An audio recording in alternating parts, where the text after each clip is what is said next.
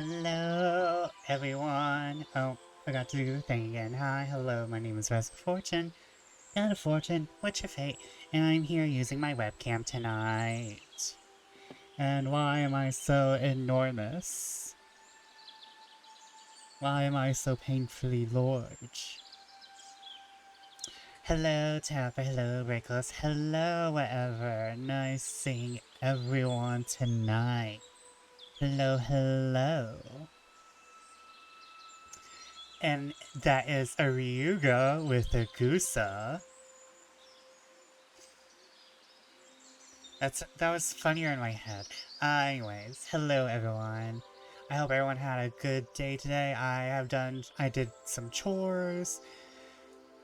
I meant to do some outlining, some light how do we say literary work, but I did not do that. Instead, I woke up at 6 to make sure nothing stupid happens to my nieces. Because parents went out early for a job. And you wanna know what I tried to do today? I tried to clean my nasty faucet, my nasty bathroom faucet. Did not work. I think I actually scrubbed out the patina. Do not put vinegar on anything with a patina, I guess. Do not put vinegar on anything with a patina. Man, I thought I was cleaning there for like a few good minutes, and then I'm like, oh, why is all this black? Oh, it's the patina. Oh. Lime-scaled hot water stains, you win again. Lime-scaled hot water stains, you win again. And I took a nap because when I wake up at 6, I am destroyed. Mentally, physically, emotionally. I think a lot of people take in how many hours you're supposed to sleep, but I don't think whenever people are talking about sleep schedules, they don't think about the proper bedtime and wake up time. Because I can work off of 6 hours. I just can't work off of 6 hours if I'm going to bed at 12. I can work off for 6 hours for some reason if I go to bed at 2, though, and wake up at 8. Physically, emotionally, mentally, spiritually, alchemically. Yes. My alchemical forces have been drained. My sun, the moon, they're misbalanced. My stars, they've all been blown out. I've been left in the dark. No dawn, no day, I'm always in this twilight. You left me in the dark.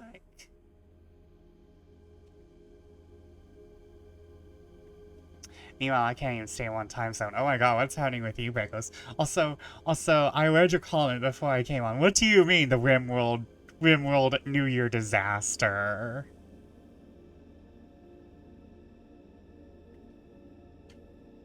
Hello Del Rey's new song just now also. Yes. If I can remember that stupid ass title. White Hawk Deer Hunter. Girly Pop needs to stop with these Fall Out Boy titles, I swear. I would say what I did today, but let's just say blue Twitch followers are gonna be eating good. I know, I read. I read the Blue Sky post. And news, Orbod are evil tricksters, and now I have a minor vendetta against them. No, I won't hunt them to extinction. Yet. Oh, Taffer, I have stories. As someone who started in Limsa before the Summoner rework in Final Fantasy XIV. So there are two things in Limsa that you will learn to hate as a starting player, as if you start in Limsa.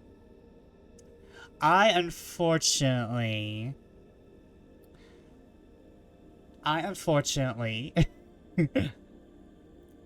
was a summoner, and this was before the Endwalker Summoner remake. I started in Shadowbringers. So here's a funny thing. A very stupid thing about pre-rework Summoner. The very first carbuncle you get, it had auto attacks. The carbuncles auto attacked as a summoner, because it was more of a pet class. And the very first carbuncle you get only attacks in AoEs. And so, and there's a fate / area called Airport. It's right outside Airport. There is a fate. This fate is filled with dodos. All these dodos are very close together. And as we all know, casters are very squishy. So, when you do the dodo fate, and you have your little carbuncle out, he's doing his thing, you very quickly accumulate a lot of aggro from a lot of dodos. Let me tell you, I died to those dodos more than once. And let's see here. Another enemy I hated as a baby, as a little sprout, is the frogs. I think there's no frogs in no wait, there might be frogs in Ul'dah. I think there's like a few in I want to say the area with dry bone. I want to say it's no, not. There's an area with a river. Yeah, I don't like fighting them. Yeah, you fought the frogs. Because they just... And then you get... Limsa and Kugani music are fantastic. I am trying to think of my fave music. My fave city. I think my fave music is from Charlian. I think that's my fave music. Like, in terms of cities. In terms of, like, major cities. Oh yeah, Tuliolol is probably second. I would like the 3 starting cities more, however, they have these weird batches of silence, and thus I don't really notice when the loop starts and stops. Greetings, salutations, and furthermore, friggin' snow. As you want to know what the weather line was where I got today, we got more friggin' snow. For those of you who are wondering if I'm going to stop this intro, not anytime soon. For everyone else, hi, hello, RX, how are you tonight? Welcome in. Welcome in. That reminds me, there's also snow here, and I'm feeling, I'm feeling really bad because it got warm enough for the frogs to come out. And the other day, I was hearing all the frogs go, I was hearing all the frogs go ribbit ribbit singing their song, and now it's fucking cold, and now I'm worried that like I don't think all the frogs are gonna die. I just want to go outside and give them blankies. I just want to go outside and give them blankies, because I know like I've lived in this area for all my life. I know there's cold snaps, and like this is not the first time we've had cold snaps, but I just worry, you know? I usually go to Kuganai for culinary and stuff just for the music. Nice. I've been also really liking all of the, I've been liking all the new crafting area music too. Although it's very much, my main issue with crafting specific areas is that it's not very interesting, so I very much have to have like a little mini window where I'm watching, here's some, lore on Vesper. My second monitor content is really a lot of spooky missing person stuff. I watched Lore Lodge, though I can like really like sit and leave Lore Lodge. Let's see here. It's funny, I killed 2 of them without much trouble, then the 3rd one saw me first. It's also ridiculous. I was so worried about the giant toads, the dusty mongrels, the pests, the buzzards, the giant ants, the marauders. Was the first thing to give me the KO a frickin' fish? Yeah. Like I said, dodos. The dodos got me. Also, Lana's new song got her saying, "Whoopsie daisy, yoo-hoo, totally straight-faced." To be fair, she also sings "My pussy tastes like Pepsi Cola." Totally straight-faced. So, like, I'm not putting anything past the girl. Oh, you love that chapter in Coffee House Carmen. I'm very, like, specific. I was actually caught, I don't know what his name is, but, he's this bald dude. However, he has another person write all his scripts for him, and he just reads them, and I'm like, dude, why you even got a YouTube channel, my guy? He doesn't even only have one YouTube channel, he has like multiple, so I'm just like, ugh. Like, I can tell when you're not in love with the game, my guy. I can tell when you're not in love with the game. And yes, I do approve of Sailor Vesper. Let me show it to everyone. Speaking of which, I still have that, as like this picture. Hold up. I love how I have entire folder called, my own assets. Simon Whistler, he has like 20. Oh my god, is that him? I'm gonna Google that in just a second.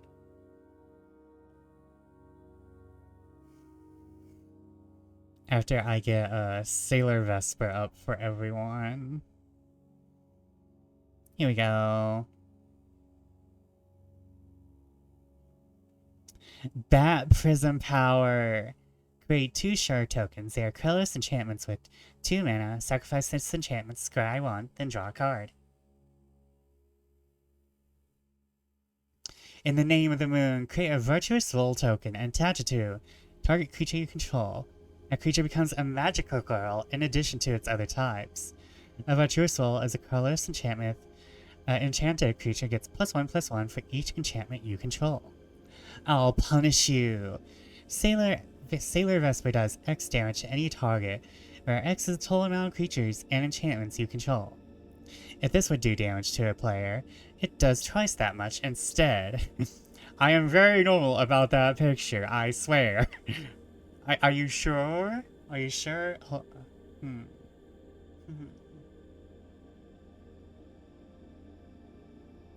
If Silver was here, I'd ask something.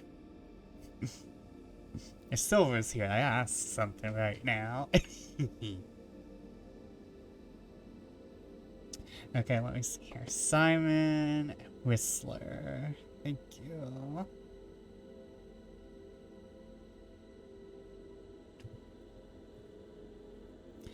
That is content. That's right. You know what? We'll just go to my creator studio. It's fine.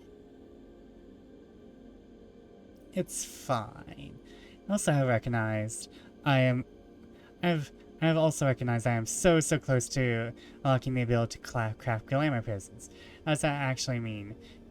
Getting the stuff to actually craft glamour prisms will be easy. If I remember correctly, I really like doing it on Goldsmith. I don't remember how Weaver does it. I could probably look.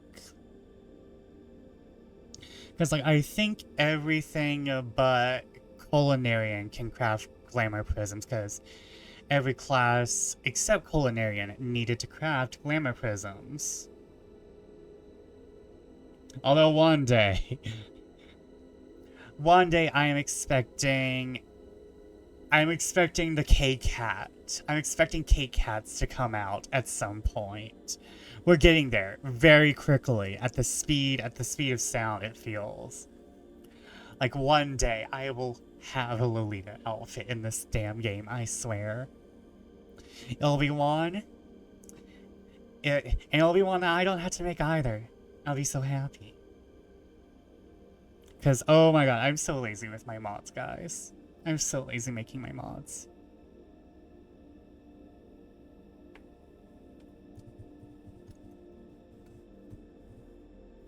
Oh yeah, it is Simon Whistler. Thank you, Rakos. Great, now I had an idea. Please tell me. You know what? I never take off my blush. Now it feels wrong. Thank you, Rakos. It is Simon Whistler. I did not know he had like 20 YouTube channels.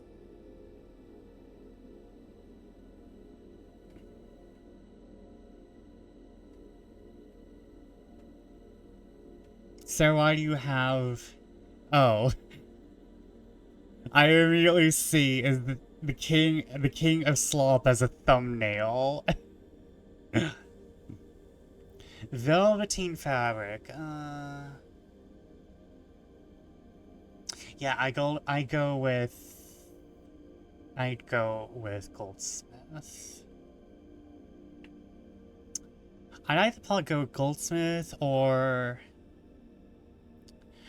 any of the other crafting classes that can do it, because...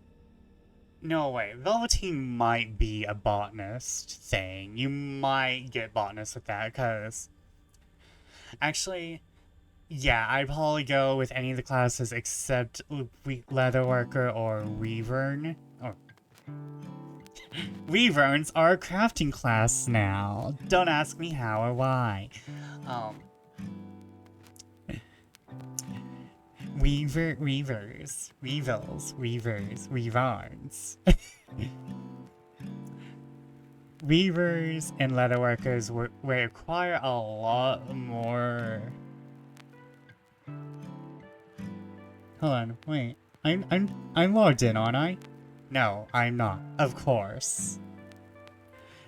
Dare, I thought I was on top of everything. I thought the only thing wrong with me tonight was being late. I mean, oh, I should probably allow my backups to be allowed. Thank you, Mix It Up.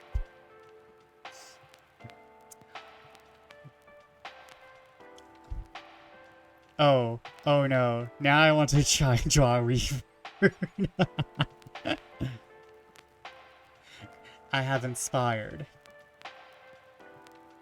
Also, thank you, Arx. I'm sorry, my brain... I thought I logged in. I thought I was on top of everything. Oh no. I had stuff to say. Yeah, I thought you were saying... Oh, Weavern. I say Wyvern and I say Weavern. Up until, like, Poly College, I was saying Weavern.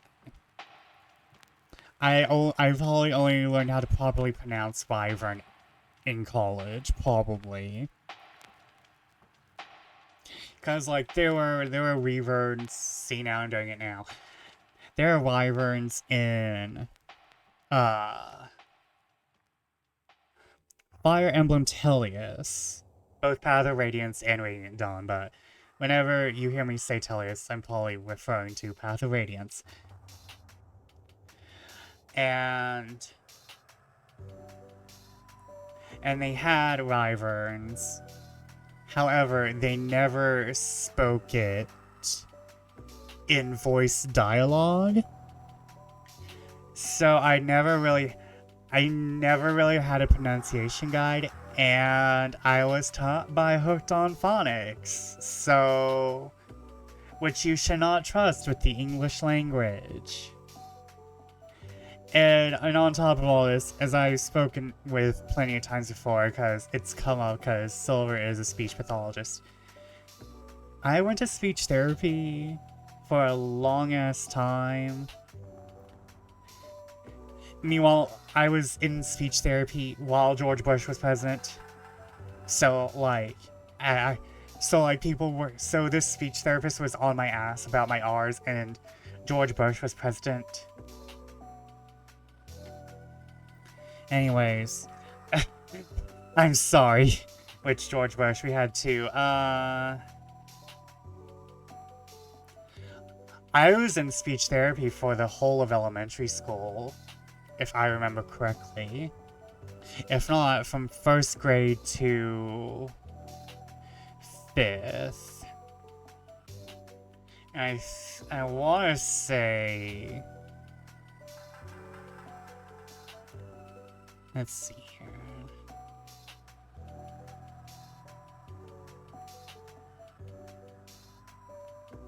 I should have been in kindergarten in 1998.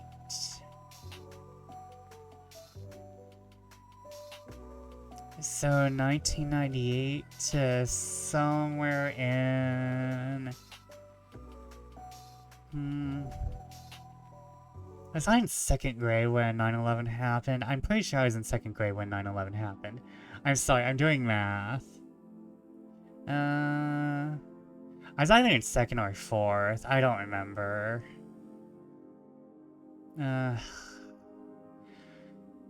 I graduated...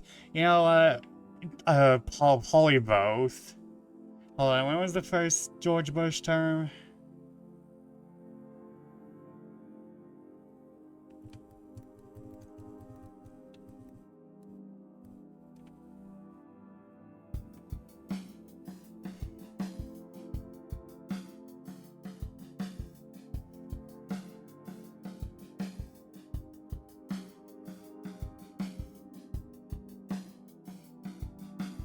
George Bush Sr. was in 88. So W.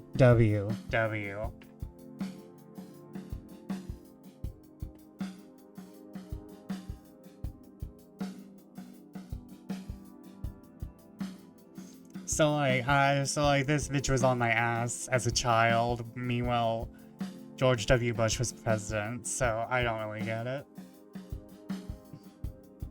That man had mush mouth, and this bitch was on my ass.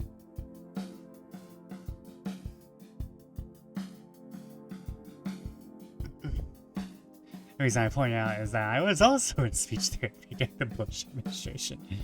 But it was the other Bush.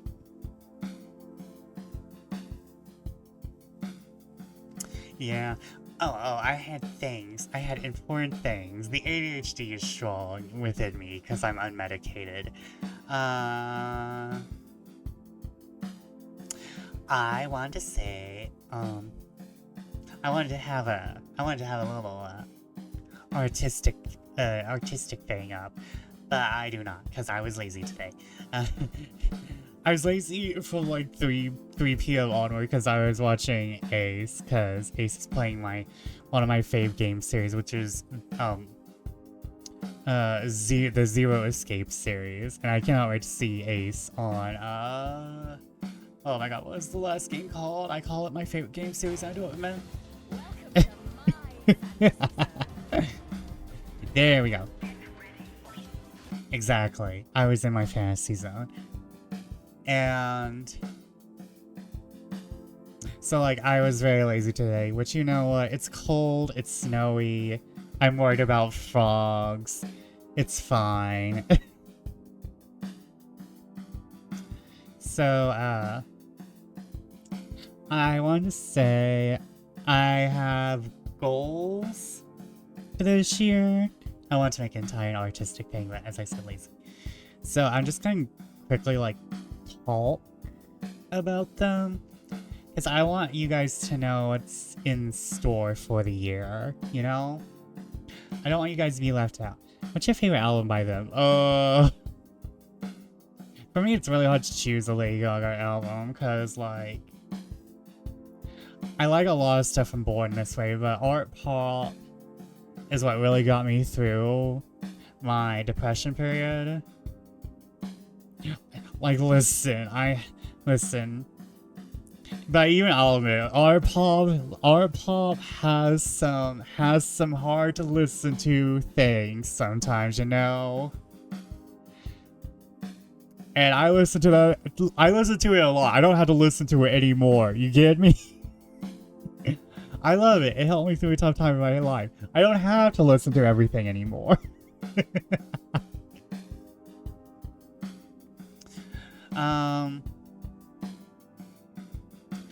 First things first. I really want to get my rigging done. Which, you know, I've been trying to get that on the cards forever. But I want to get my rigging done. I want a new logo. I want to basically redo my setup for you guys, because this is nice, but it can be better. And after I get a new setup and everything, I need a new computer. I need to pay off my school debt, and I need a new computer. Because my computer has been making weird noises for a bit. I'm not sure what's causing it. I don't think it's on its way to die. I've done some things and I've lost some screws, so it might be just where the computer is loose. So I could just buy some new screws. But still. But I just want to say, y'all, I want to make the stream way better for you guys. And after I do that, I'm going to be focusing on trying to make things better so that stream is better. And also, by the end of the year, I want to try and hit 1,000 followers. If you need PC help, I've built many PCs over. I'm gonna be real. I'm just going to buy a pre-build. I do not trust myself. And also, this is the House of Dust. If we have Dracula, where's the Draculub? Hello, Delilah. What's up? But like, as much as I want to be a person who makes their own computer and has it very well equipped, and I only have to like replace things once every 5 years, I do not trust myself with that. I was a nervous wreck hacking my 3DS. I don't want to build my own damn computer.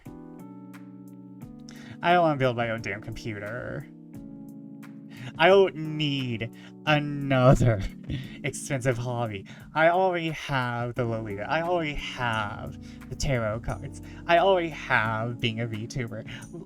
Let me not have to be computer smart too. Don't make me do this. Do not make me build my own computer. I'm not gonna. I'm gonna get that shit from Dell. Oh, thank you for the stretch. Da da da da da na na na na na na na na na na.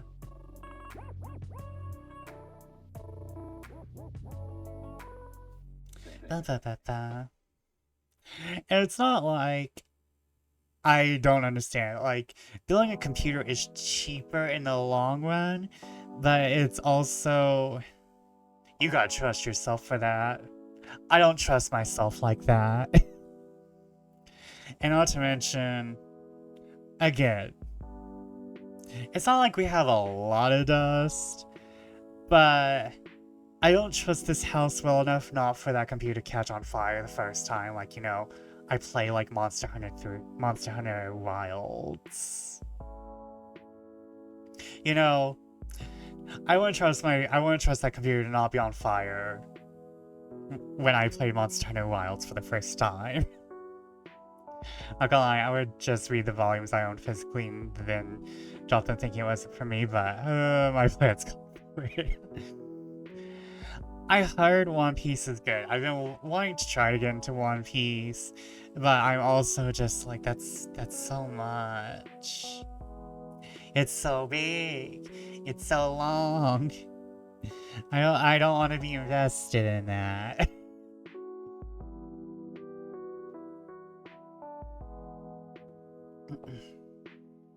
How can you...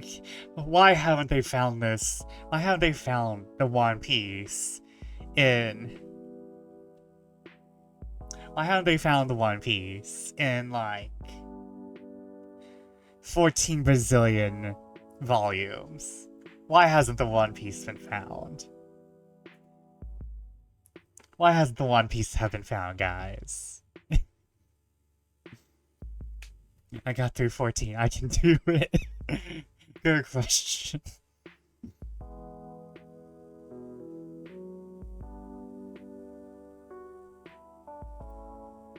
I think, like, Hunter x Hunter is going to be the only, like, long showing I'm going to be invested in. I'm not gonna lie. I like things being short, even though longer things have those really cute filler episodes. Listen, guys, I'm sorry that I'm yapping. I know we have to get to Dracula eventually, but I do miss the days of where cartoons had holiday specials, and although not many sitcoms are good these days, I'm gonna be real. I mean, shit, in Hell's Paradise, they found the thing they were looking for within 27 chapters, so I don't know efficiency difference. That reminds me, I gotta read Hellgirl. That reminds me, I gotta read Hellgirl. Hellgirl was the shit back when I was in high school. I knew multiple people into Hellgirl. We have Hellboy, we have Hellgirl, now we just need Hell Indie.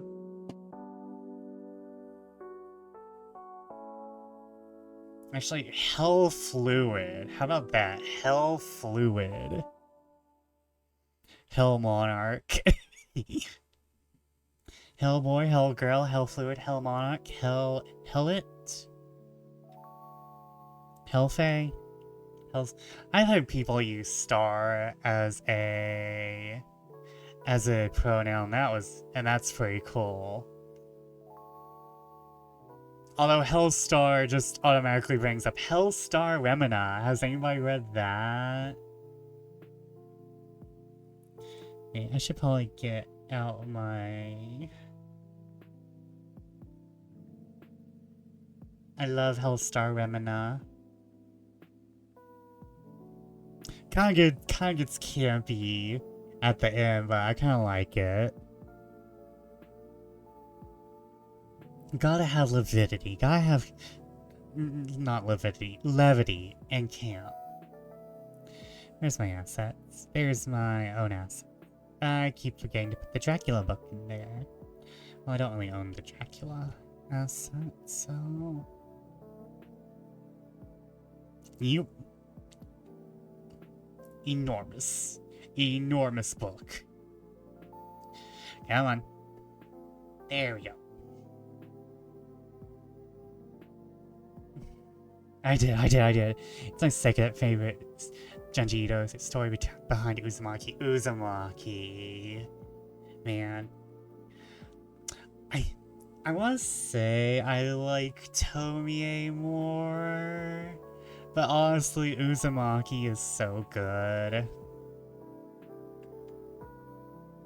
I think I just like Tomie because I'm gay. I just like it because Tomie is my queen. Real.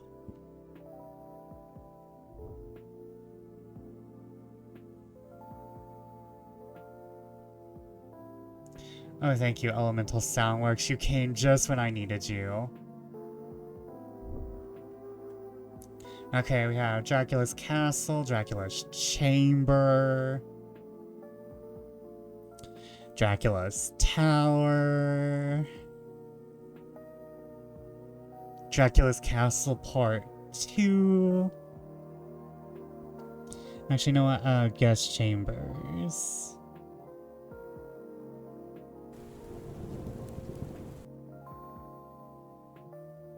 But yeah, I think Uzumaki and Tomie are like fighting for first place. And then third and fourth place are being fought over by Remina and what's the fish one? I'm sorry, my lips are moving really. Gyo, yes, I love Gyo too. I really love it when Ito does his long form stuff. I really wish he did more long form stories, but I understand the appeal of short form. Not really much that fan of Gyo. I like it, but it's kind of like, I don't want to say it's like a shadow over Innsmouth, but I kind of have to give it to Ito for kind of like making fish super creepy and and like not to say that fish aren't already creepy, but still. Shadow overlooks what? Oh god. That's just Marianne. Wait, that reminds me to check something real quick.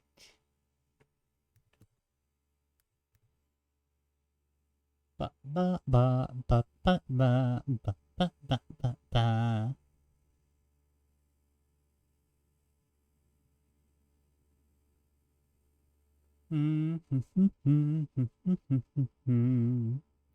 Ba ba ba ba. Okay, I checked something. And I don't think he has some other long form stories, but they don't really hit as hard.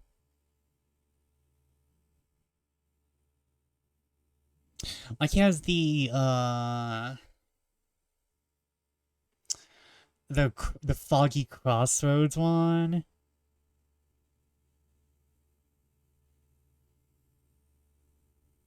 Which I liked, but I'm transcribing Warrior Light were nice.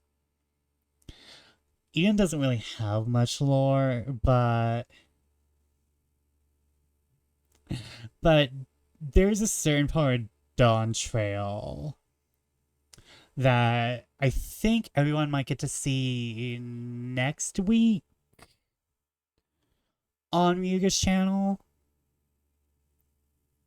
Well, technically this week. Depends on how you where you ascribe Saturdays and the Sundays in the week to. Is it part of the weekend or the start of a new week?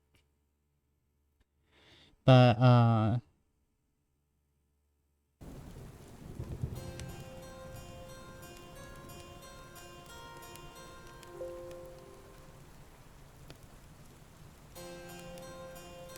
Dracula may be a creepy dude, but at least he's not Marianne, right?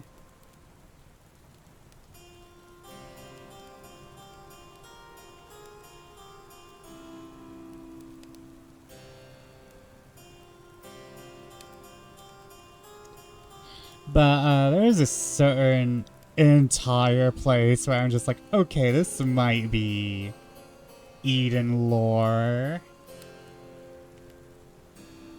This might be Eden lore. No, I don't want that popping out. Let's move you over here.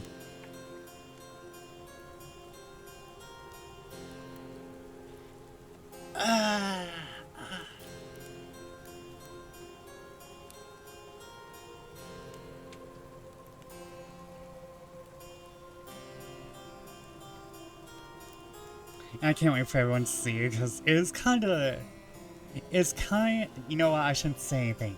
Spoilers. Spoilers. I literally should not say anything, because anything I say is kind of like, because like, because I don't want to talk about that. I know there's a lot of people who understand that there's such thing as vibe spoilers. And vibe spoilers can definitely influence someone's thought over something and be like, oh, okay. And then that changes how they feel, and that is technically a spoiler, but some people don't really care about that. And vibe spoilers can be... I kind of want to go into a whole rant about spoilers, because like there's also people who think like content warnings can be spoilers, and they are, but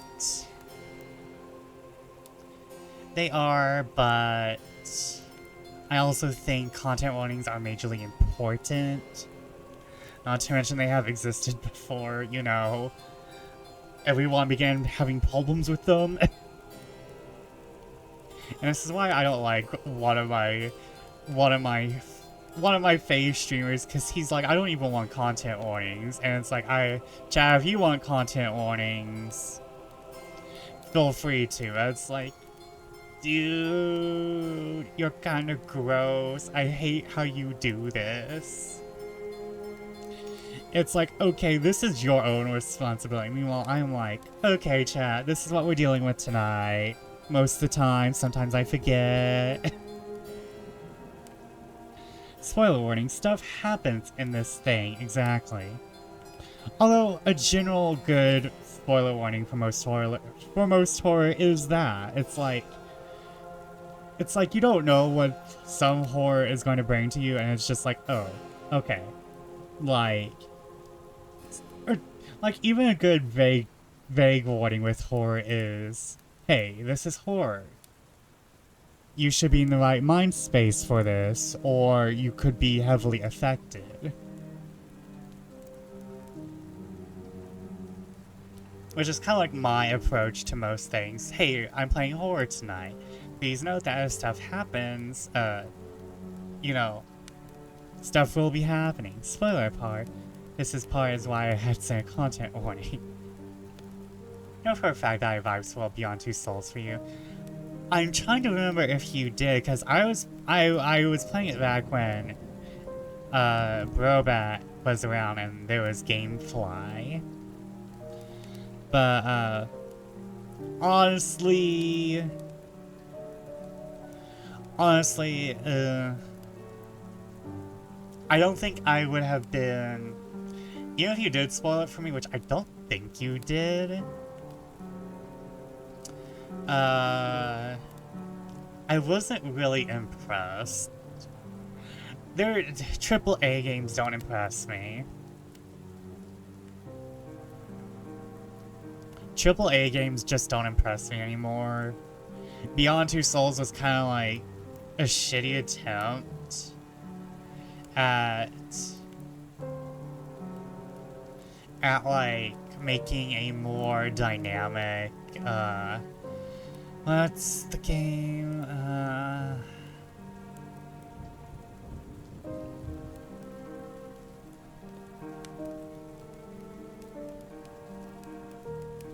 No, he was shitty anyways. He was a shitty boyfriend either way. Like, I don't think you shit-talking him would have stopped him from being a shitty character.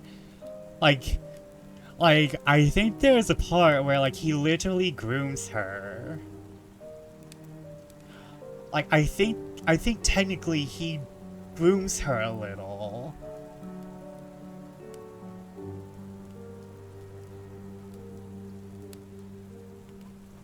Like, I let him get his eye cut out and stuff.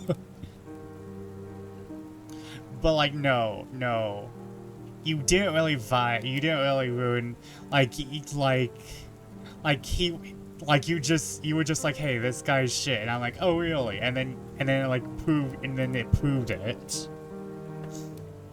Anyways, I should be going over this summary. We're an hour into stream, and I have not done any goddamn reading. I'm sorry for anyone new in chat. I'm sorry. This is normal.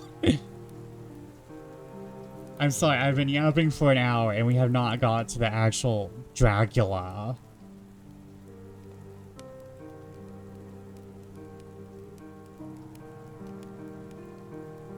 And I was like, no. To be fair, he was. I think most people agree that he's shitty. You run into multiple characters after him who are way better for the main character.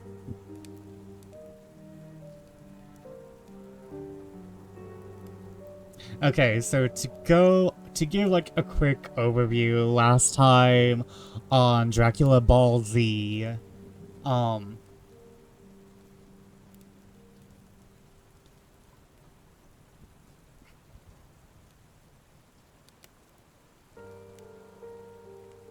last time on Dracula Ball Z, basically, we assembled the Avengers. That's why the Go Live notification was what it was. We basically assembled the Avengers. Mr. Renfield. Not Ren. Yeah, no, wait, it was Renfield. Renfield is kind of like getting the Dracula super sense. He wants to go be with his Oshi Dracula. He wants to be with his Kami Oshi Dracula. And, and like, he kind of went cuckoo kazoo almost. Let me, like, make sure.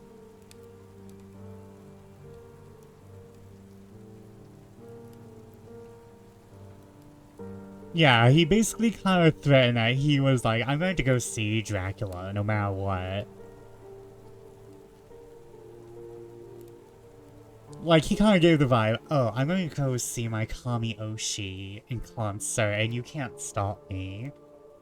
And I'm sorry I'm using VTuber lingo, but I feel like it's very on point. I'm going to go see my Oshi, and you can't stop me. I'm going to Comic-Con to see my Oshi.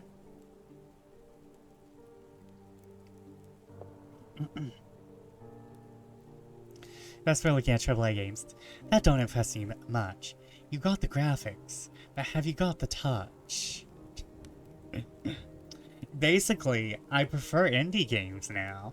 Although there's certain indie games which I don't really vibe with anymore.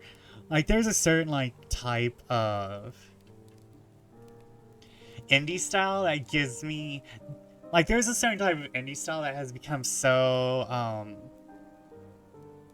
overpopulated that it kind of gives me that, I forgot what it's called, Memphis something? It kind of feels like it's the default indie style, and it's grow. And it's like giving me Memphis Workplace, Memphis Office, it's like Memphis something. And I'm just like, I know that shouldn't stop me from playing indie games, but my god, is it so prevalent, I don't like it. Worship tempura.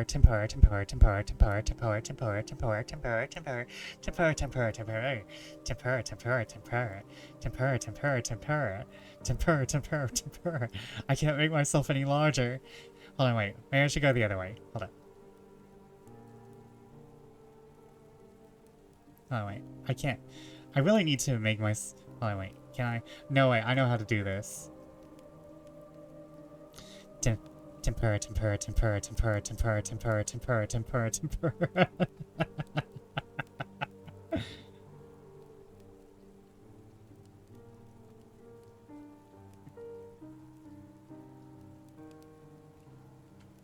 Or vampy, vampy, vampy, tempura, tempura, tempura, vampy, vampy, vampy, tempura, tempura, tempura. One of these days, I'm going to get a stream off, and I will not be distracted though. That's not tonight.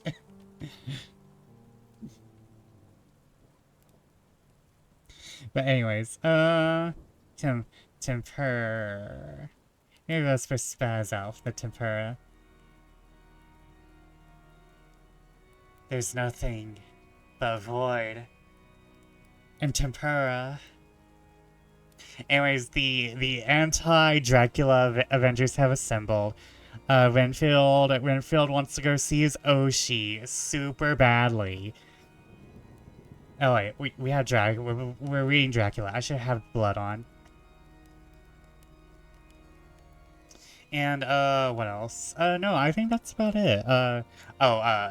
They asked Mina to stop, to not be involved anymore because she has a woman's soul. Because we can't have women doing shit, because this is Victorian England.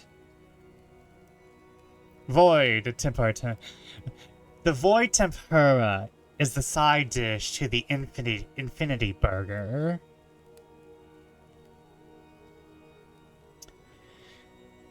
The void tempura is the side dish to the infinity burger. New donation from the BTS. What the fuck's the BTS? Guys, by the time I actually start to reading this, it's going to be the commercial break.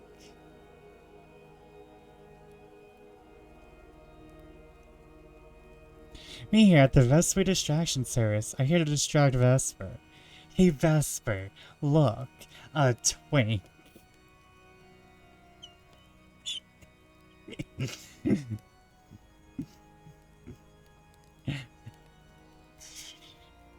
I don't even have a reply to that. Vesper's Rating Challenge is actually starting the book before midnight.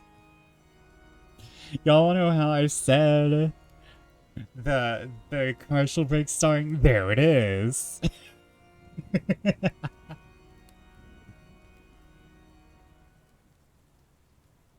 Guys, should I bake a cake tomorrow? I feel like I should bake a cake for some reason. It's only one's birthday. Just random nice cake. Also, thank you, Vesper Distraction Service, Luxborn Division.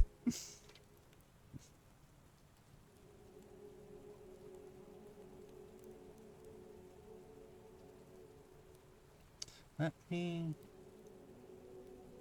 Also, why is this so small? Hello?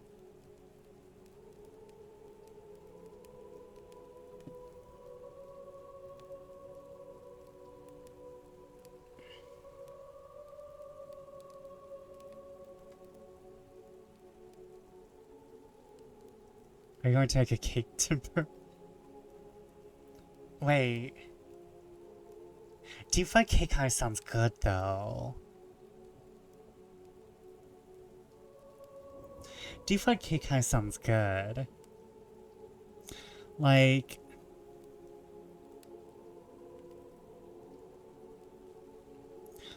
a deep fried cake pop?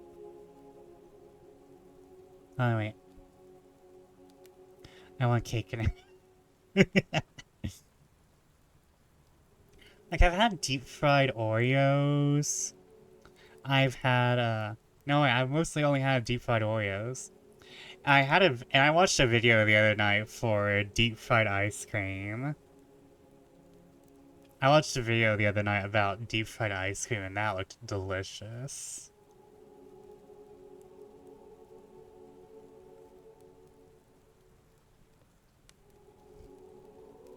Also, I'm not going to read because ad break, but there was another thing, but it just escaped me. Oh my god. What did I want to do? Nobody ever take Texas to State Fair. He might explode. True. However, I'm much more of a sweet person. So it's not like I'm gonna be eating, like... Although I do want to try a Korean corn dog. I do want to try a Korean corn dog, but they wouldn't have that at the Texas State Fair. But, But I'm very much the person who is like, yes, put the ice cream into the deep fryer, my man. I've had a Korean corn dog. It was Also, if I remember correctly, they're just kind of like regular corn dogs, except they like have French fry bits in them.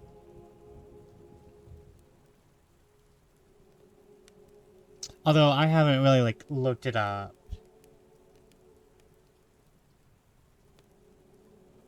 I just know they exist, and I like saw the one with the French fry bits. I'm like, I want that. I need that. I need that in my life. It might cut off like 4 or 5 years, but I need it. It might cut off 4 or 5 years, but I need it.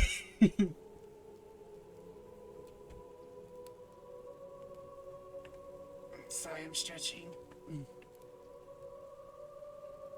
Like that one meme I saw.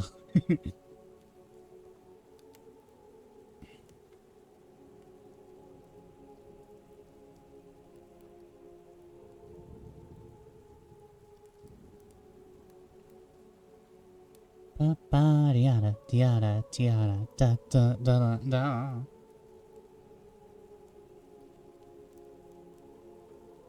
corn dog is supposed to have a combo of meat and cheese inside. I was expecting the meat and cheese to extend the length of the corn dog, such as each bite would have both. The cheese was all at the far end and the meat was at the stick end. Someone must have fucked that up. Or it might have been that they didn't know how to make it. Pressing the button takes a year off your life, but ladies start slamming button repeatedly.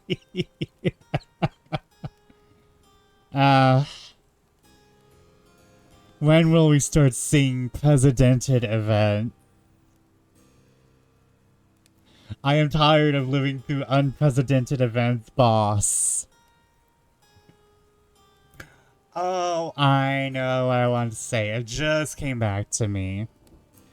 So, before we get into Dracula, as has been the common theme of tonight,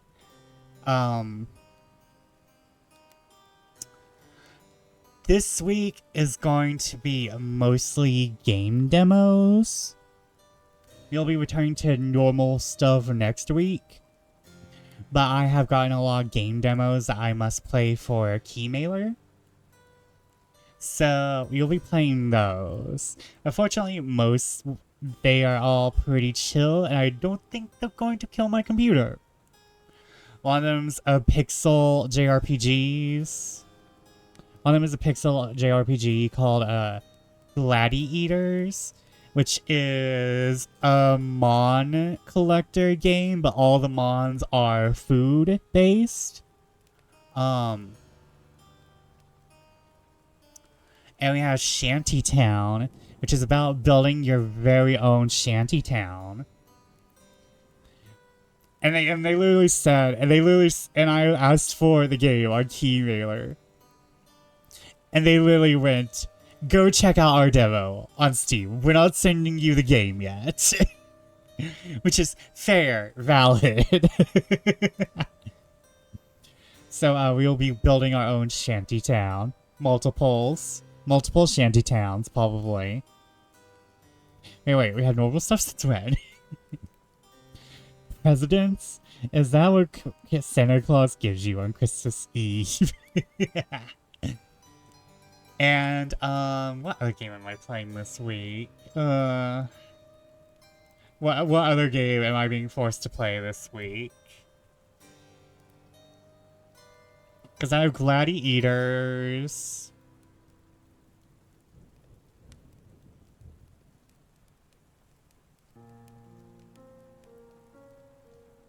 Oh, I have Fates Theater. I have the full version of Fates Theater because of when I played it last year. And they released the full version. And they were like, hey, since you played the game for us, here's the full ass version of the game. Please take it. Thank you.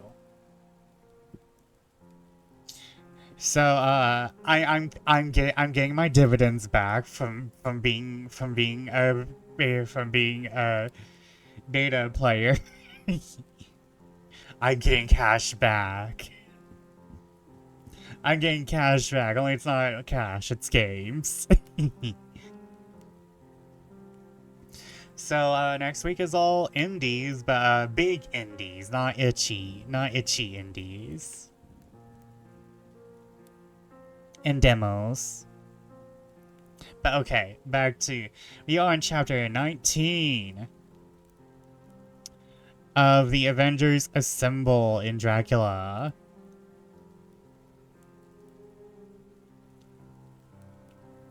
Let me take a sip. I don't remember Jonathan's fucking voice at all.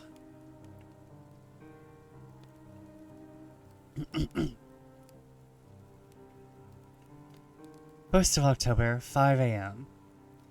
I went with the party to search with an easy mind, but I think I never saw Mina so absolutely strong and well.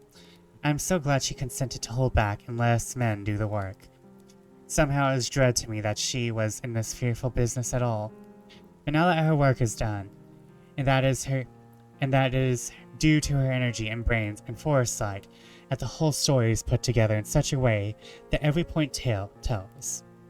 She may feel well that her part is finished, and that she can henceforth leave the rest to us.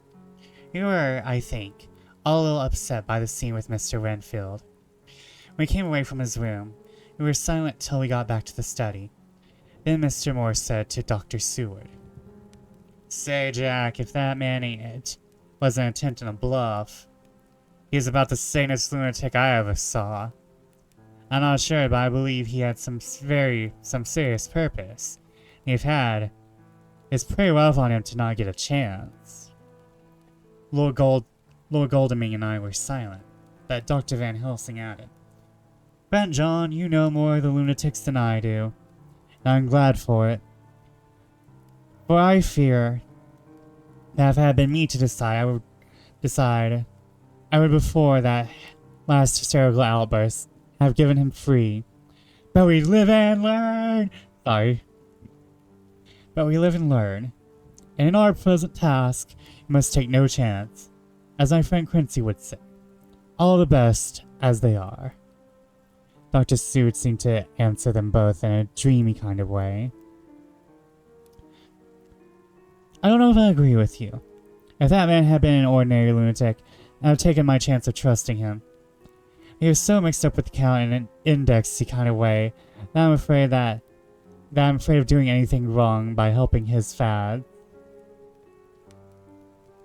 I can't forget how he prayed with almost equal fervor for a cat, and then he tried to tear my throat out with his teeth. Besides, he called the Count Lord and Master. And you may want to get out to help him in some diabolical way. That horrid thing has the wolves and the rats and his own kind to help him, but I suppose he isn't above trying to use a respectable lunatic. He certainly did seem earnest, though. I only hope what we have done is best. These things, in conjunction with the wild work we have in hand, help to unnerve a man." The professor stepped over, and laying his hand on his shoulder, said in his grave, kindly way, "Ben John, have no fear. We are trying to do our duty in a very sad and terrible case. We can only do as we deem best. What else we have to hope for except for the pity of a good God?" Lord Godalming had slipped away for a few minutes, but now he had returned. He held up a little silver whistle as he remarked, "Now the place may be full of rats, and if so, I got an antidote on call.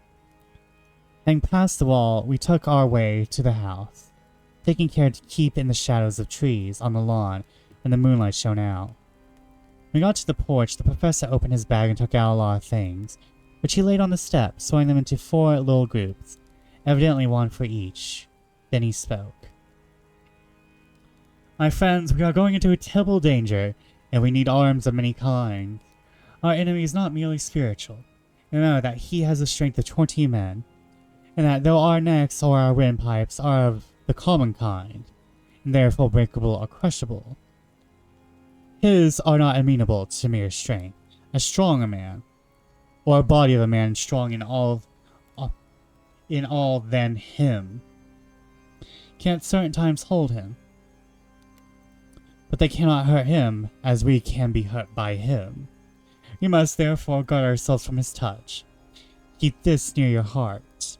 As he spoke, he lifted a little silver crucifix and held it out to me, I being the nearest to him. Put these flowers around your neck. And he handed me a wreath of withered garlic blossoms. For other enemies more mundane, this revolver and this knife.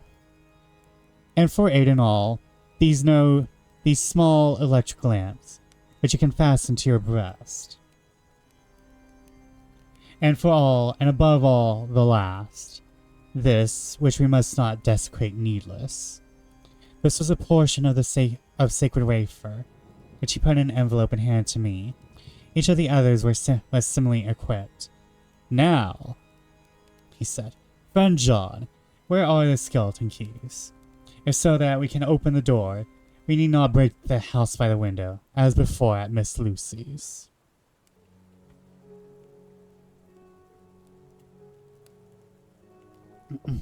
Sorry, when I saw Live and Learn, I immediately went into Sonic mode. We live and learn, living on the edge of tomorrow. Live and learn.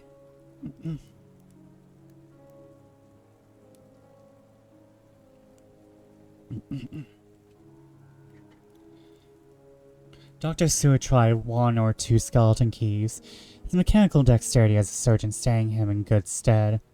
Presently he got one to suit. After a little play back and forth, the bullet yielded, and with a rusty clang, shot back. He pressed on the door. The rusty hinges creaked.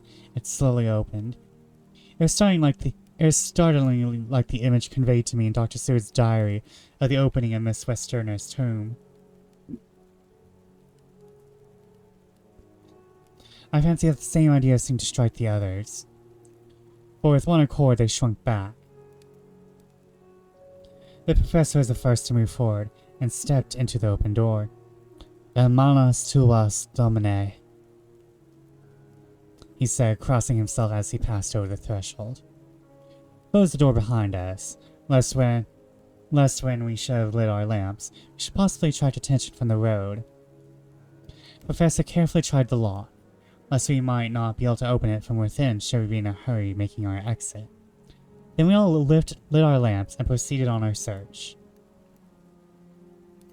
The light from the tiny lamps fell in all sorts of odd forms, as the rays crossed each other, while the opacity of our bodies threw great shadows. I could not for my life get away from the feeling that there was someone else amongst us. I suppose it was the recollection so powerfully brought home to me by the grim surroundings of that terrible experience in Transylvania. I think the feeling was common to us all, for I noticed that the others kept looking over their shoulders at every sound and at every new shadow, just as myself was doing. Hey, Comey. Let me get you a shout out. How are you? If you're just looking, I totally get it. Everyone's been busy as of late. February has been hellish for many people. Also, another reason why I'm stopping is because I am getting cold. Got a burrito myself. That's a proper bat. Oh, wait. Hold on. I just got an idea for a thing.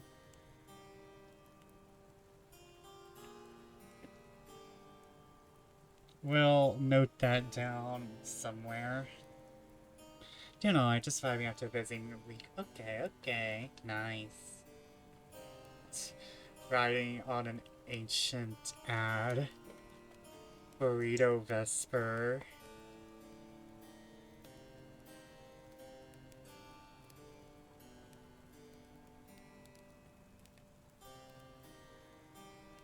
I think I can turn off my wings.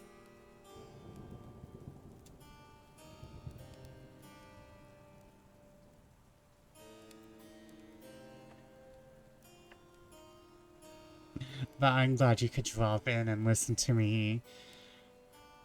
Listen to Dracula. Or as I've been calling it, Lucy. But we finally got into the part about actually Dracula. Trying to remember an idea I had last night. One of those things you have the idea right when you're falling asleep or waking up. Oh man, that sucks.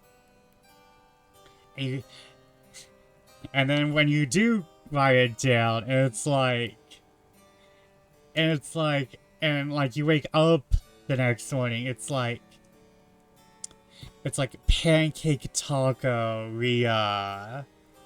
ran by a necromancer or something, and you're like, brain, what are you on?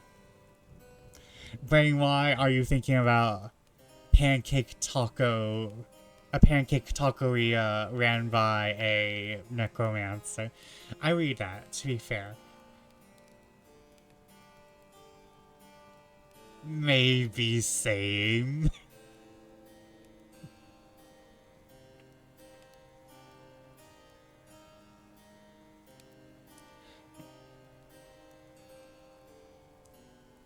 Okay, actually back to the game. Actually, I nearly said back to the game.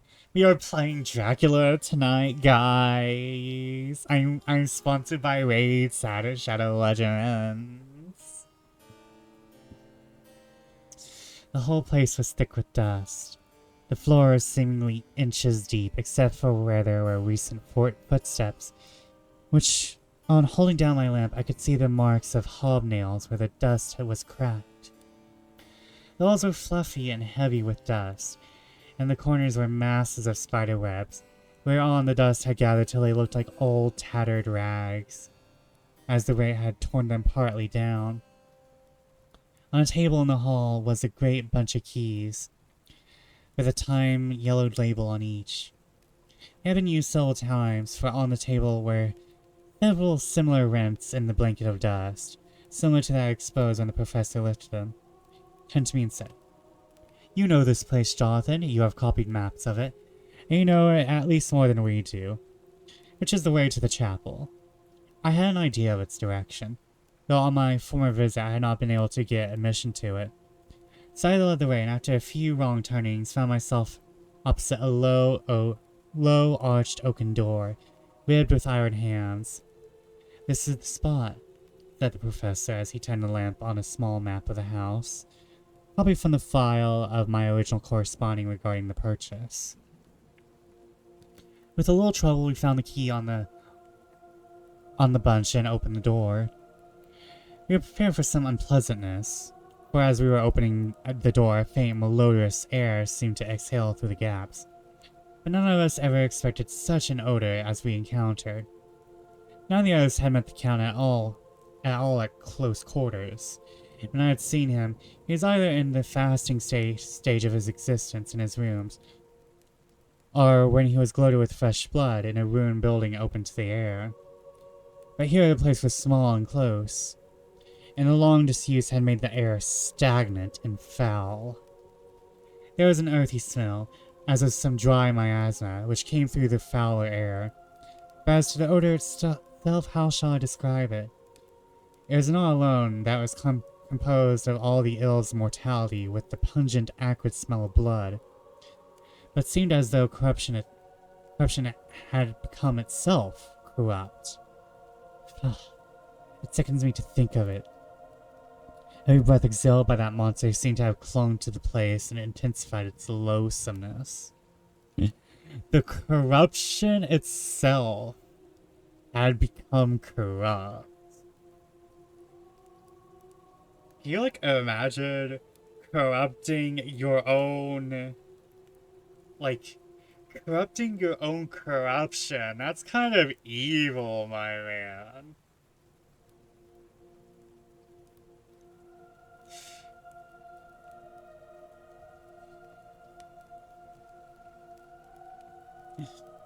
Like, not even like you evolved into something worse. It's that you're so bad already that what you're corrupt, like what you've already corrupted, is becoming more corrupt. It's like being corrupted in of itself. I'm not sure how I would portray that in like terms of like having an evil villain. Like, I'm just like imagining like crystals or like some like biological like death mold or something, and that's somehow like corrupting upon itself. I like that. Under ordinary circumstances, such a stench would have brought our enterprise to an end. This was no ordinary case. In the high and terrible purpose in which we were involved, there was strength which rose above merely physical considerations. After the involuntary shrinking consequent to the first nauseous whiff, we one and all set about our work as though the loathsome place were a garden of roses. We made an accurate examination of the place, the professor saying as we began. The first thing is to see how many of the boxes are left. Then we must then examine every hole and corner and cranny and see if we cannot get some clue as to what has become of the rest. A glance was sufficient to show how many remained, for the great earth chests were bulky, and there was no mistaking them. There were only 29 left out of the 50. Once I got a fright, for seeing Lord Goldeming suddenly turn and look out of the vaulted door into the dark passage beyond, I looked too, and for an instant my heart stood still. Somewhere looking out from the shadow, I seemed to see the highlights of the Count's evil face. The ridge of the nose, the red eyes, the red lips, the awful pallor. It was only for a moment, for, as Lord Goldeming said, I thought I saw a face, but it was only the shadows. And resumed his inquiry. I turned my lamp in the direction, and stepped into the passage. There was no sign of anyone, and there were no corners, no doors, no aperture of any kind, but only the solid walls of the passage. There could be no hiding place, even for him. I took it that fear had helped imagination, and said nothing. A few minutes later, I saw Morris step suddenly back from a corner, which he was examining. We all followed his movements with our eyes, and undoubtedly some nervousness was growing on us, and we saw a whole mass of phosphorescence, which twinkled like stars. We all instinctively drew back. The whole place was becoming alive with rats. For a moment or two we stood appalled, all save Lord Goldeming, who seemingly prepared for such an emergency. Rushing over to the great iron-bound oaken door which Dr. Seward had described from the outside, and which I had seen myself, he turned the key in the lock, drew the huge bolts, and swung the door open. And taking his little silver whistle from his pocket, he blew a low, shrill call. It was answered from behind Dr. Seward's house by the yelping of dogs, and after about a minute, 3 terriers came round the corner of the house. Unconsciously, we had all moved towards the door, and as we moved, I noticed the dust had been much disturbed. The boxes which had been taken out had been brought this way. But even in the minute that elapsed, the number of rats had vastly increased. They seemed to swarm over the place all at once, till the lamplight shining on their moving dark bodies and glaring, baleful eyes. The place looked like a bank of earth set with fireflies. The dogs dashed on, but the threshold suddenly stopped and snarled, then simultaneously, lifting their noses, began to howl in the most lugubrious fashion. The rats were multiplying in thousands, and we moved out.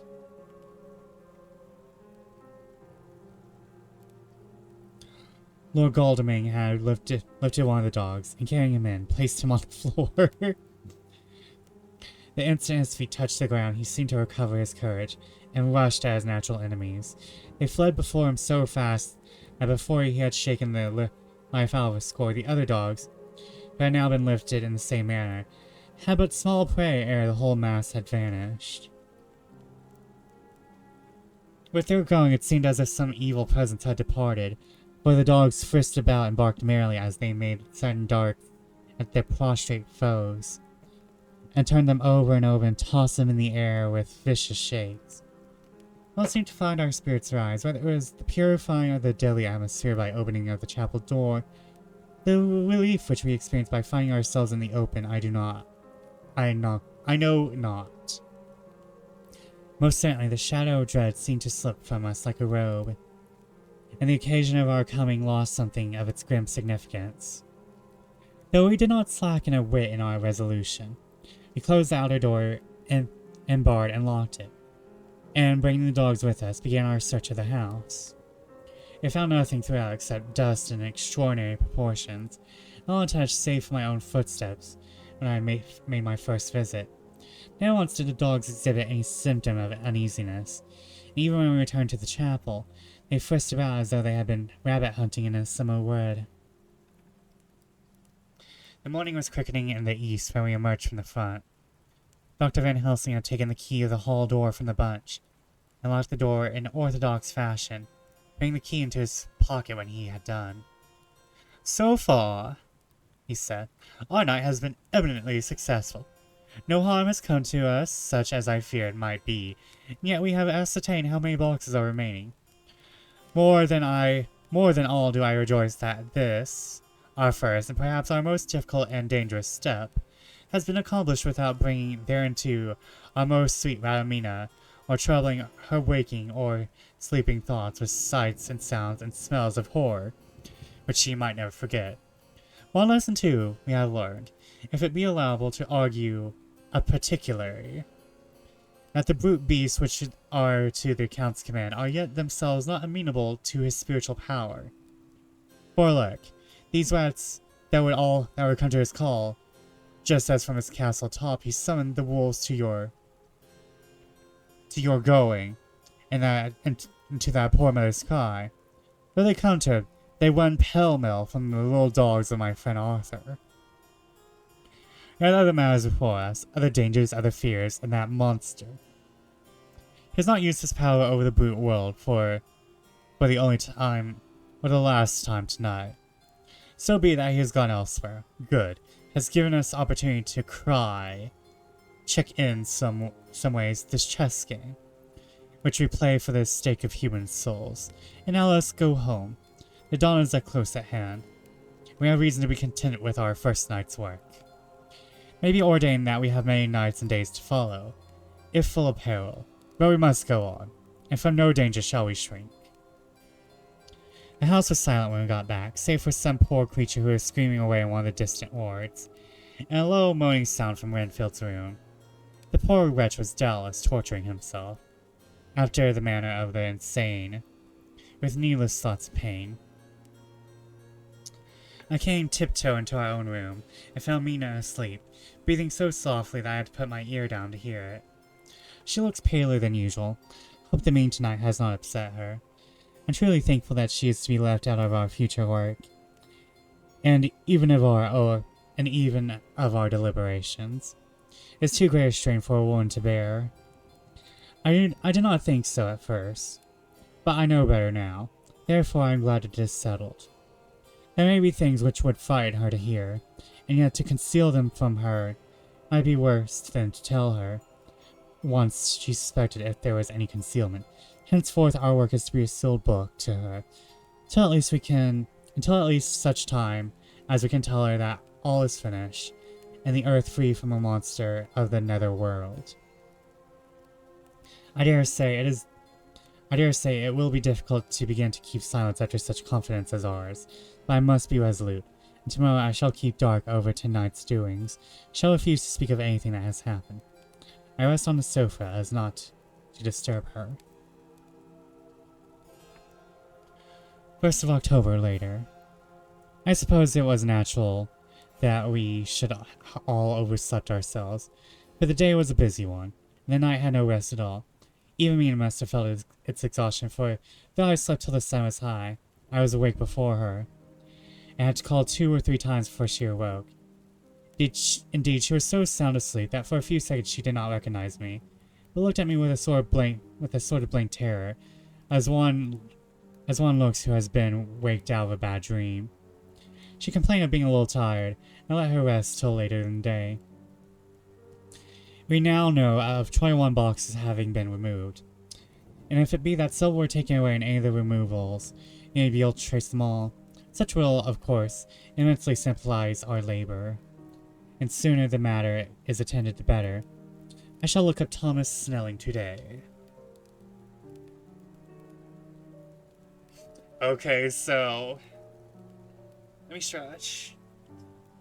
Shit is already going down with Mina. I don't know what.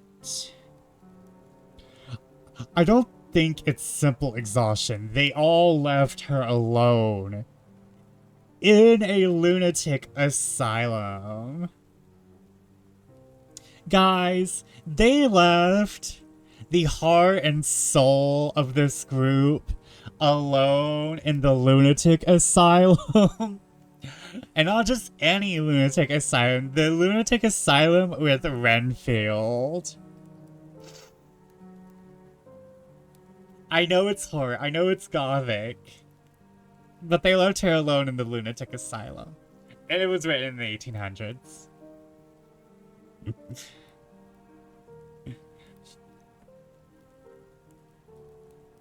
They left Mina alone in the lunatic asylum and something happened to her. I can feel it in my bones. But also kind of good writing though. Like, you take all the male characters who are like, yeah, let's not involve her anymore. Later, the villain, oh, she's involved. You left her alone. You left her entirely defenseless. Did you really need 5 whole-ass men to go on this mission? You did not. You could have left someone behind with her. In the lunatic asylum. With Renfield. But you did it, so I took advantage. That's what I'm imagining is happening in Dracula's mind right now.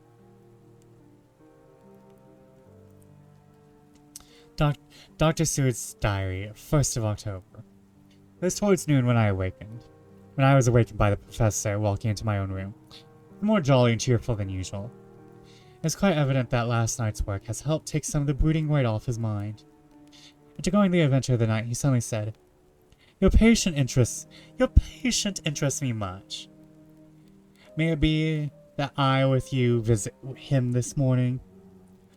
Or if that you are too occupied, I can go alone if it may be. It's a new experience for me to find a lunatic who talks philosophy and reason so sound. I had some work to do which pressed, so I told him that he would go alone. I would be glad, as then I should not have to keep him waiting. So I called an attendant and gave him the necessary instructions. Before the professor left the room, I cautioned him against getting any false impression from my patient. But, he answered, I want him to talk of himself and of his delusion as to consuming his live things. He said to Madame Mina, as I seen your diary yesterday, I once had such a belief. Why do you smile, friend John? Excuse me, I said. The answer is here. I laid my hand on the typewritten matter. When our sane and learned lunatic made that very statement of how he used to consume life, his mouth was actually nauseous with the flies and spiders which he had eaten just before Mrs. Harker entered the room. Van Helsing smiled in turn. Good, he said. Your memory is true, friend John, as I should have remembered. Yeah, it's this very obliquity of thought and memory which makes mental disease such a fascinating study. Perhaps I may gain more knowledge out of the folly of this madman than I shall from the teaching of the most wise. Who knows? I went on with my work, and before long was through in that hand. Hold on. I went on with my work, and before long was through that in hand. It seemed that the time had been very short indeed. There was Van Helsing back in the study. Do I interrupt? He asked politely as he stood at the door. Not at all. I answered, come in, my work is finished, and I am free. I can go with you now, if you like. It is needless, I have seen him. Well? I fear that he does not appraise me at much. Our interview was short. When I entered his room, he was sitting on a stool in the center, with his elbows on his knees, and his face was the picture of sullen discontent. I spoke to him as cheerfully as I could, and with such a measure of respect I could assume. He made no reply whatever. Don't you know me? I asked. His answer was not reassuring. I know you well enough. You are the old fool Van Helsing. I wish you would take yourself and your idiotic brain theories somewhere else. Damn all thick-headed Dutchmen. Oh, I do not know how to do a Dutch accent, guys. Not a word more would he say, but sat in his implacable sullenness as indifferent to me, as though I had not been in the room at all. Thus depart for this time my chance of much learning from this so clever lunatic. So shall I go, if I may, and cheer myself with a few happy words with that sweet soul Madam Mina. Friend John, it does rejoice me unspeakable that she is no more to be pained, no more to be worried with our terrible things. Though we shall much miss her, it is better so. I agree with you all my heart, answered earnestly, but I did not want him to weaken in this matter. Mrs. Harker is better out of it. Things are quite bad enough for us, all men of the world, and who have been in many tight places in our time. But it is no place for a woman, and if she had remained in touch with the affair, it would in time infallibly have wrecked her. So Van Helsing has gone to confer with Mrs. Harker and Harker. Francine are all out following up the clues as to the earth boxes. I shall finish my round of work, and we shall meet tonight. Mina Harker's journal. Hold on. Oh, okay. Want me stretchies? Kind of a short chapter, this one, I say, as it's taken me an hour to get through it.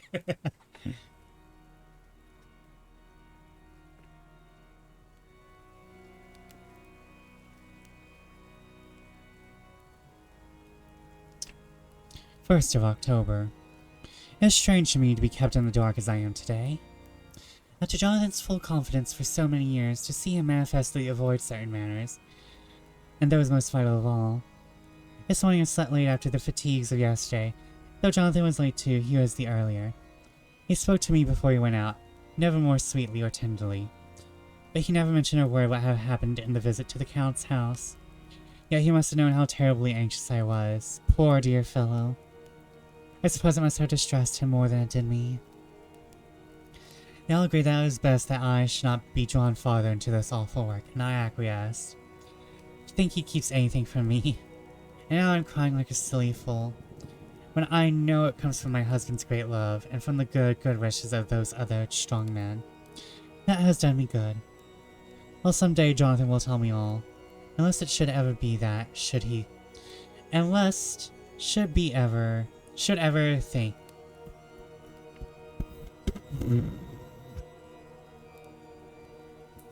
These fucking old ways of speaking twists my tongue, and not in a fun way.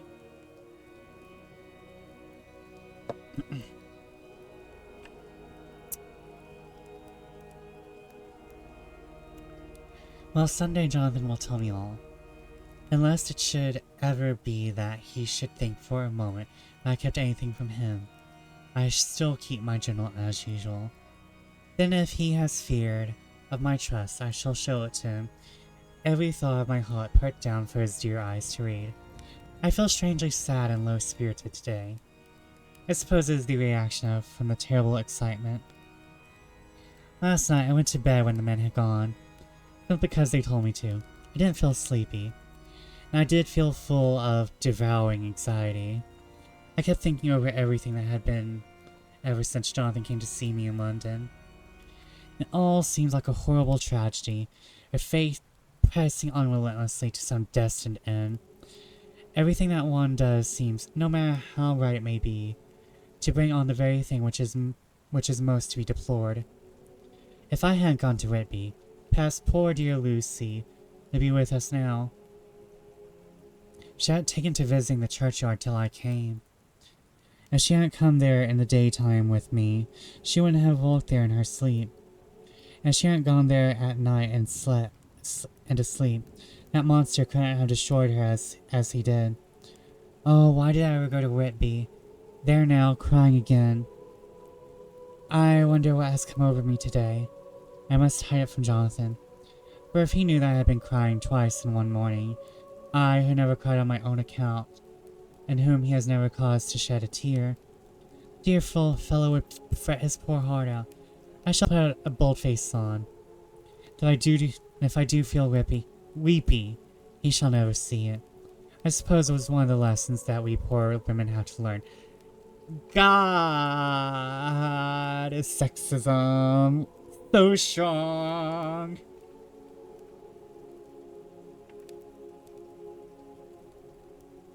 Hey there, it's sexism. Jazz hands.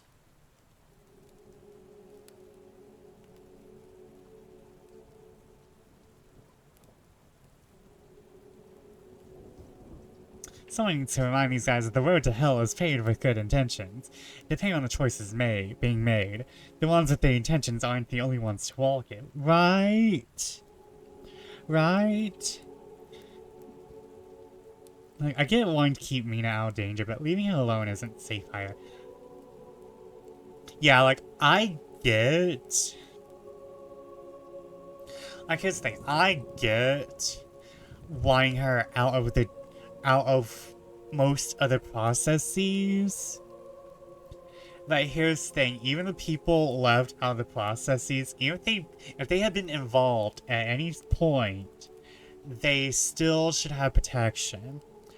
I think that's kind of like, I get wanting to leave her out. Like this is the era where men thought women were weak, which still continues. Yeah.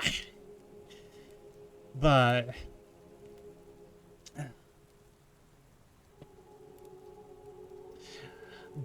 if they thought, you know, if they had half a mind, they would have left someone there with her.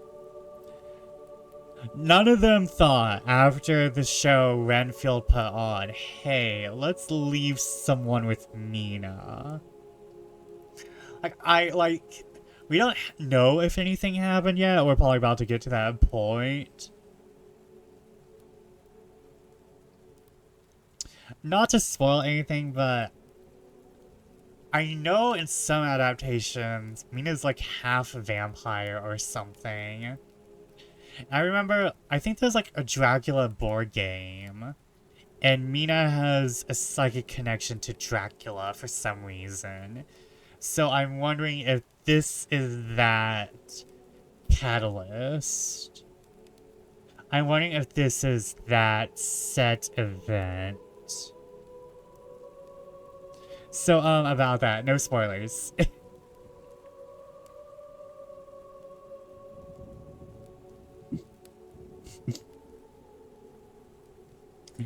We're about to figure it out. We're about to figure it out. I don't remember the video well enough to spoil it.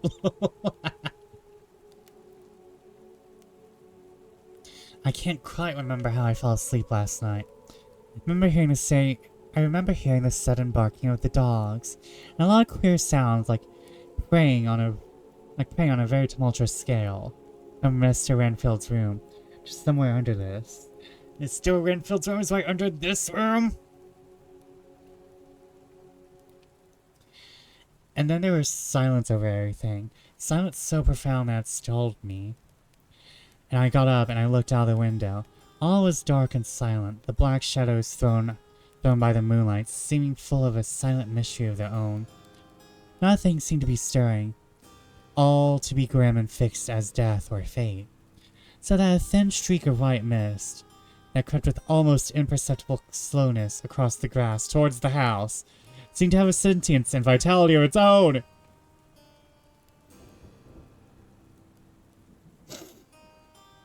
Oh no! The vampire Oshi is coming in his mist 2D form. Oh no, Dracula senpai is crossing he's debuting his mist PNG. God, I'm going to hell. Dracula is debuting his mist PNG.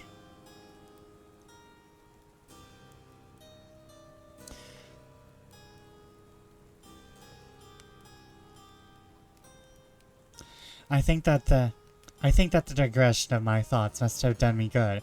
When I got back to bed, I found a lethargy creeping over me. I lay a while, but could not quite sleep. So I got out and looked out of the window again. The mist was spraying. It was now close up to the house. So I could see it lying thick against the wall, as though it were stealing up to the windows.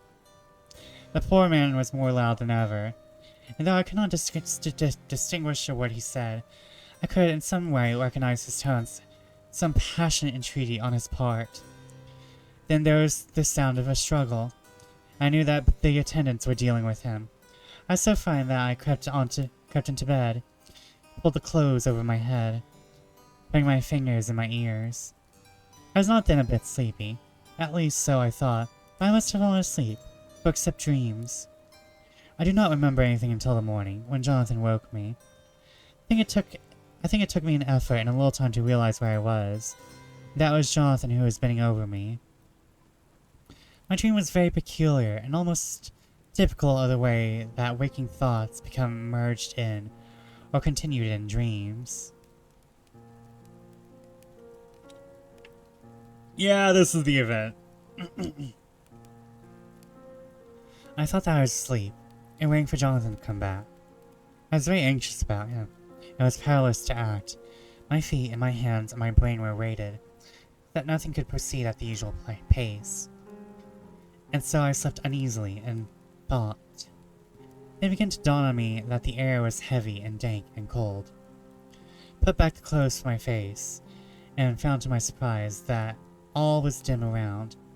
The gaslight which I left lit for Jonathan but turned down came only like a tiny red spark through the fog, which had evidently grown thicker and poured into the room. Then it occurred to me that I had shut the window before I had come to bed. I would have got out to make certain on the point, but some leaden lethargy seemed to chain my limbs, and even my will. I lay still and endured, that was all. I closed my eyes, but could still see through my eyelids. It is wonderful what tricks our dreams play us, and how conveniently we can imagine.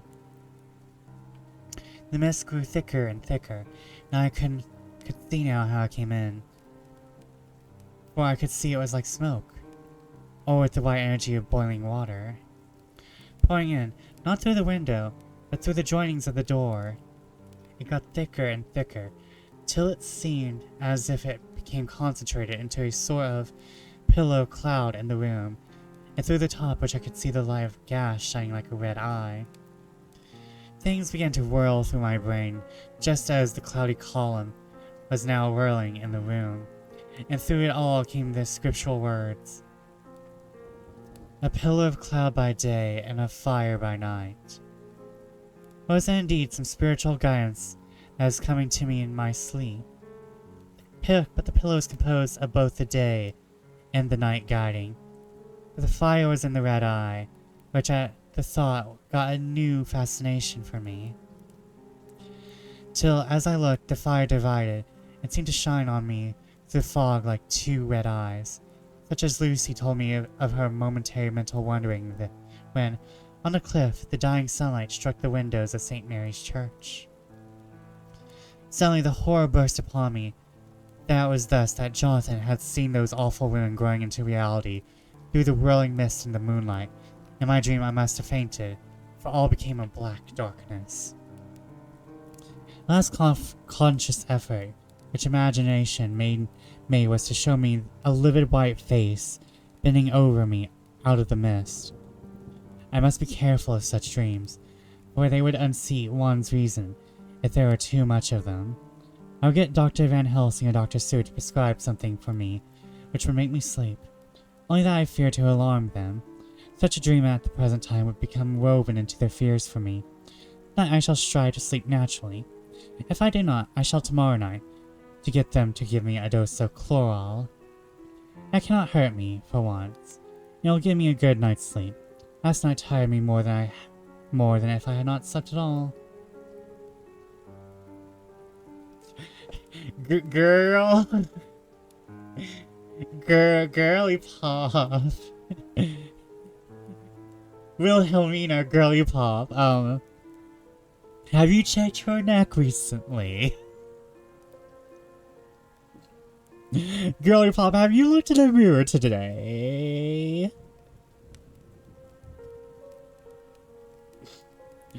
Girly pop, check that neck, queen. Everyone, if you are having dreams of mist, swirling around into a pillar and then forming into a pale man, may I suggest checking your neck? Don't do drugs, check your neck. Cause maybe you were bitten in the night. 2nd of October, 10 p.m. Have you checked your neck, Mina?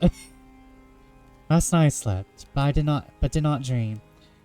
I must have slept soundly, for I was not waked by Jonathan coming to bed. The sleep has not refreshed me. Today I feel terribly weak and spiritless. I spent all yesterday trying to read, or lying down dozing.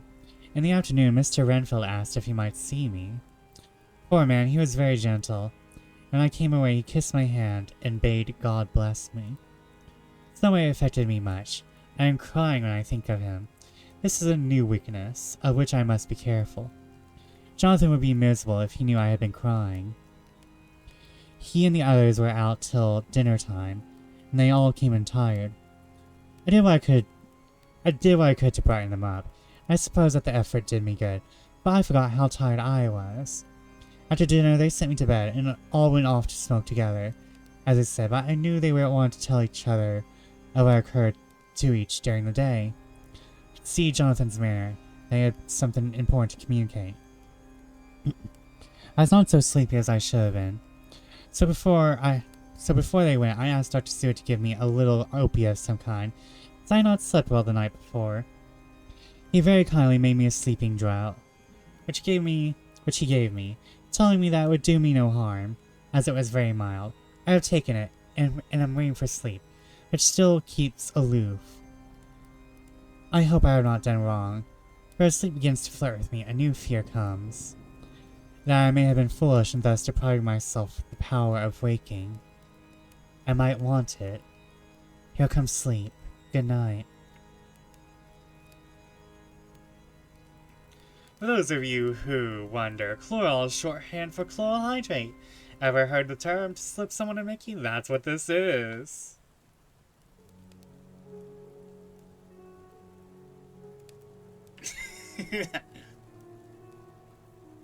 Okay, that's not Victorian sexism. It's Victorian emotional repression. Nobody can cry. It's a sign of weakness. Everyone around you.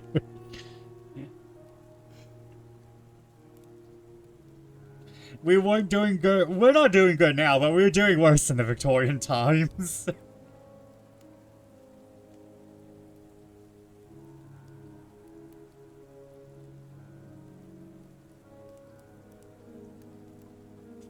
Okay, when she asks for a roofie, I will get worried. Okay, that was giving someone a copyright infringement lawsuit. Man, I want a snack. Ugh, I only had like... For some odd reason, whenever... I shouldn't eat a snack because I'm supposed to be on a diet.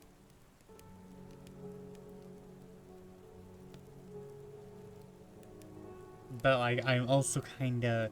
I also, like, only ate chicken sandwich, and whenever I, like, eat pre-made freezer food, it's never as feeling as, like, you know, a homemade meal for some reason. I don't know why that is. Is there, like, science behind that? But anyways, something has happened to Mina, though I don't think Mina got bitten. I'm assuming something else has happened. Because I feel like, you know... Like... They haven't mentioned it, but I kind of feel like, you know... It's something that's unsaid that, like, Mina would check herself for bite marks. Unless it's like, you know, on the back of the neck, but you can feel the back of your neck for like puncture marks, like from what I'm gathering, it's not like there are scabs. I'm getting the vibe that there's also like indentation into the skin, and that's something you can really feel.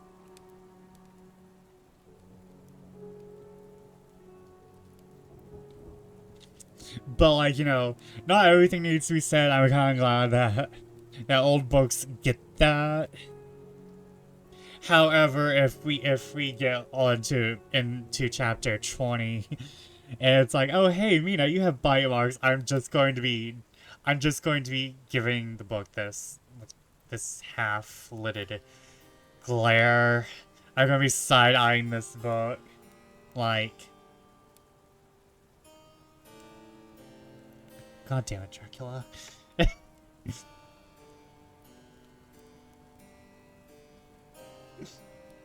Also, we also know Dracula is bisexual but seems to prefer women. Dracula is bisexual but seems to prefer women.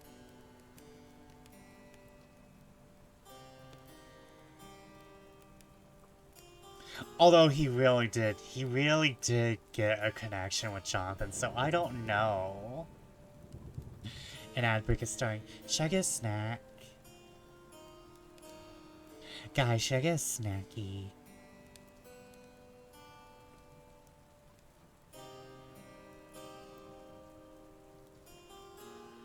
Wait, what? Oh, there's something going on.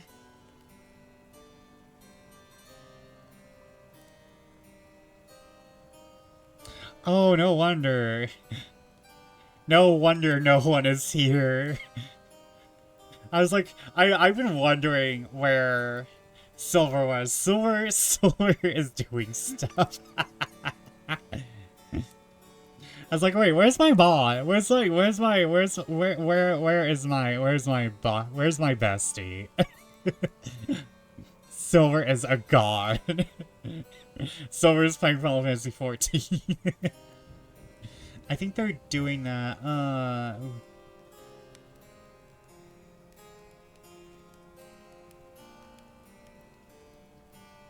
Wait, is Ollie on? Hold on. Mute this tab. Oh, sweet. Oh, it's also... Oh. Well, I know who we're raiding after we finish this chapter.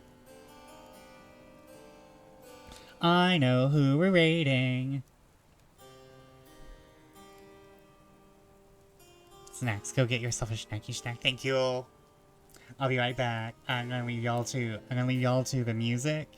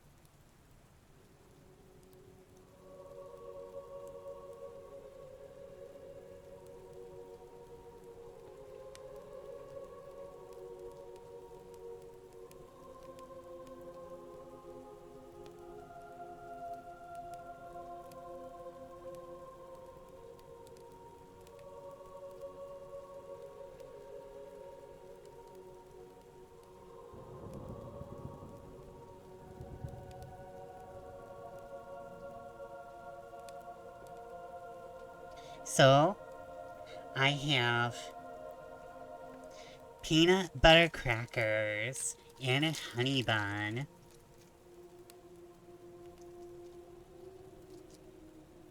They're not peanut butter and cheese though, which is the best crackers in existence. But I will survive. Guys, I will survive. I will survive. I will survive. Oh.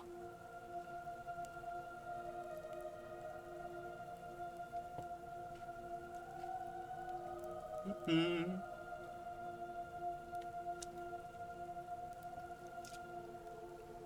And I also have a honey bun. Did I say that already? I don't know.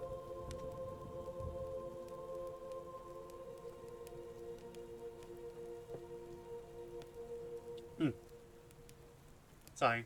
Nomming, nomming, nomming. Ooh, do these crackers have, like, a bit of smokiness? Ooh.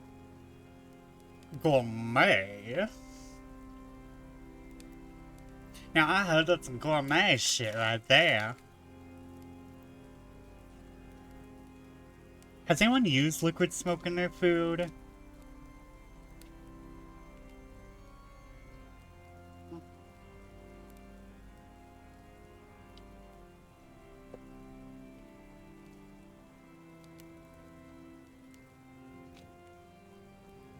Sorry, I'm continuing noms.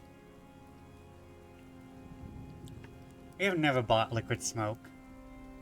But now I'm kind of tempted. I've thought about making my own barbecue sauces and stuff. I'm a very saucy lad, if you haven't noticed. I want to be full of sauce. Ooh. You can't see it, but I lifted my chest in a very bosom-like manner. Oh, wait. I rested boobily.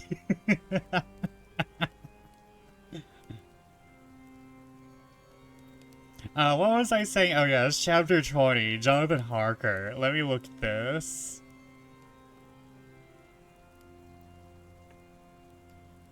I want to see if I can raid my friend. Okay, I think we can get through this, and my friend will still be on. I don't know why he's on so late. This is normally not his hours. But I don't get to raid him that often. That's what I want to do. So I'm sorry if I get through this quick. Hello! Oh. I'm not going to get to raid Oliver tonight, am I? I am 2 hours late. I noticed. He's still going, but not much longer. Okay, so yeah, it's not my time. Hi, 2 hours late. I'm Dad.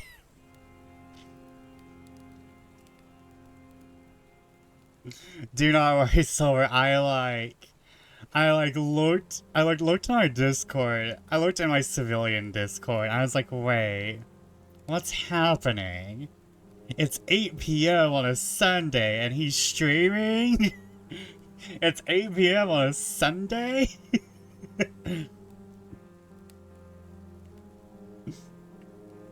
like to be fair, I started streaming after that and then I noticed that announcement, so I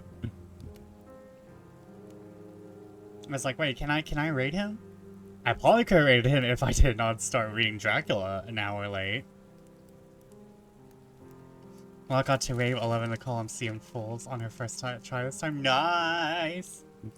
I do not worry about being late, Silver. Where? I've only actually spent like an hour reading.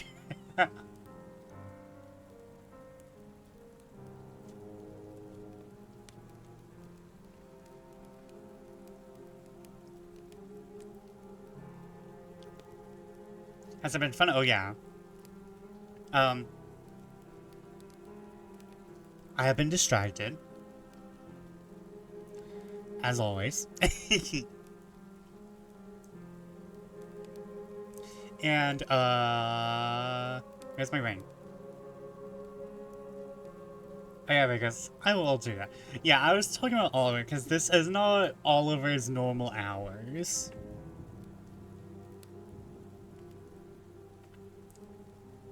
But Solar was also a part of the stream. There's a whole bunch of people there. And this is beyond their normal hours. No, wait, this is normally CG's hours, yeah. CG has weird hours as he's an eldritch being. Not sure about Melon. I don't know the Melon's hours. I'm not familiar with the Melon.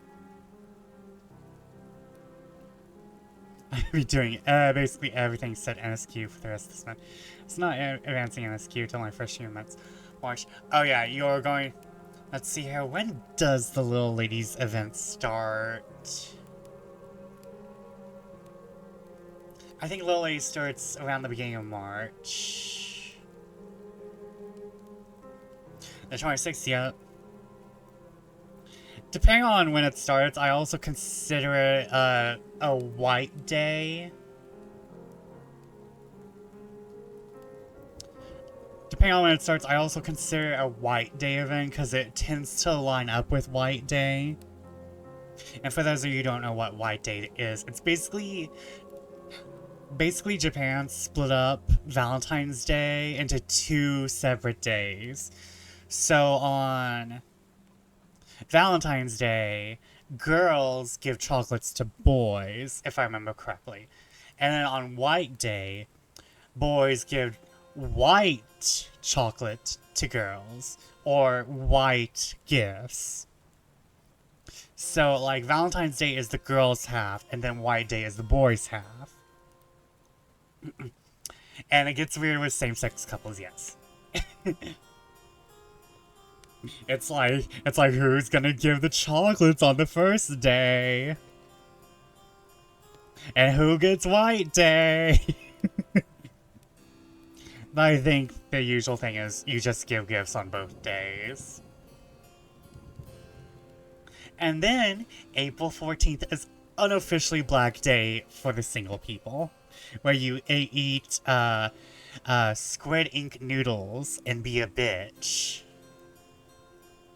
So they literally have a singles awareness day.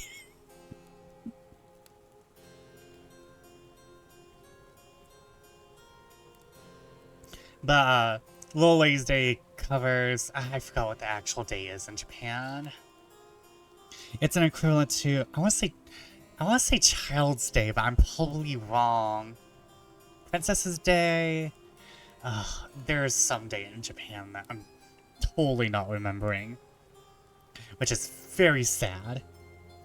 I want to say it's Child's Day or Princess's Day that Little Ladies Day covers. And be folks be like, I got you a duck. I think it's more about, okay, who got the chocolate on Valentine's Day, because that's the person who has to do the work on White Day.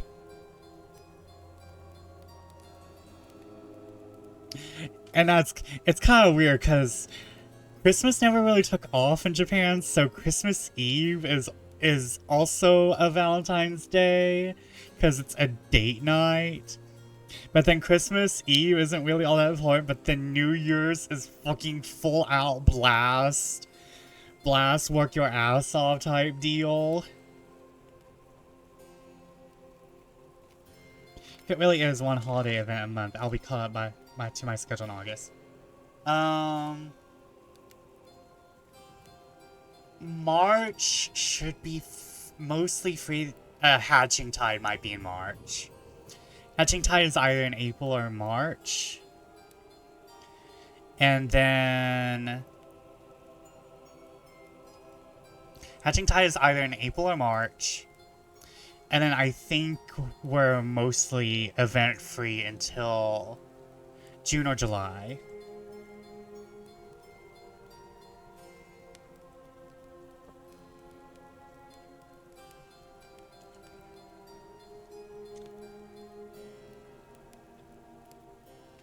Then June or July is Moonfire Fair.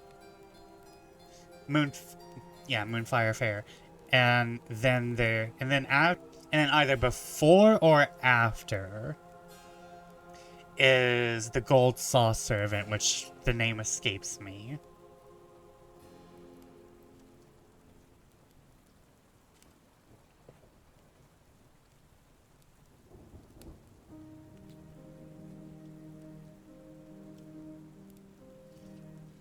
Sorry, I decided to nom through all that talking because we're not back to eating.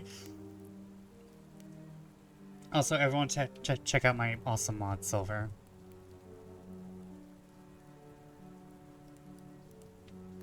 Who is running a 12-hour stream this Thursday. Actually, you know what? Since you're streaming Thursday, I shall not stream on Thursday, so I can support you. Not to mention, I need to take my own days off this week. I'm still recording my battle stuff, just in case something funny happens and yeah, I'm getting my tail handed to me by a couple of fish cows.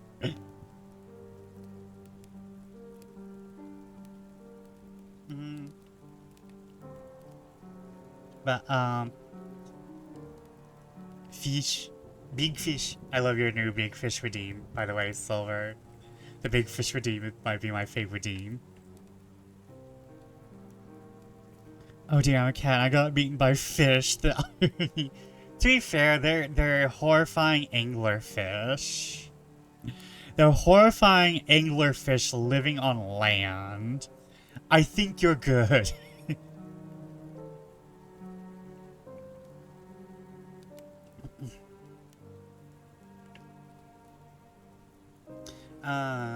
Okay, back to... I got 20. I'm around... I could actually get, like, maybe, like, 1 or 2 sketches and still have stuff left over for fish.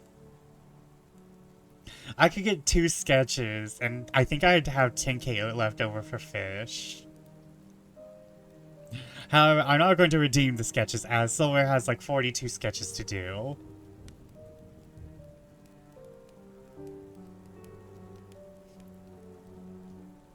Well, yeah, I...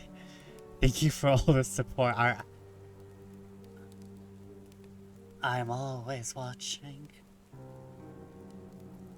At least when I'm not taking a nap. But I'm always watching. I'm always here. I'm everywhere. I'm everywhere. Everything. All at once. And I have stream points. That reminds me, I need to get back. I don't like that. The eyes or the yandere. The eyes or me being purposely creepy, because that was the point. The combo.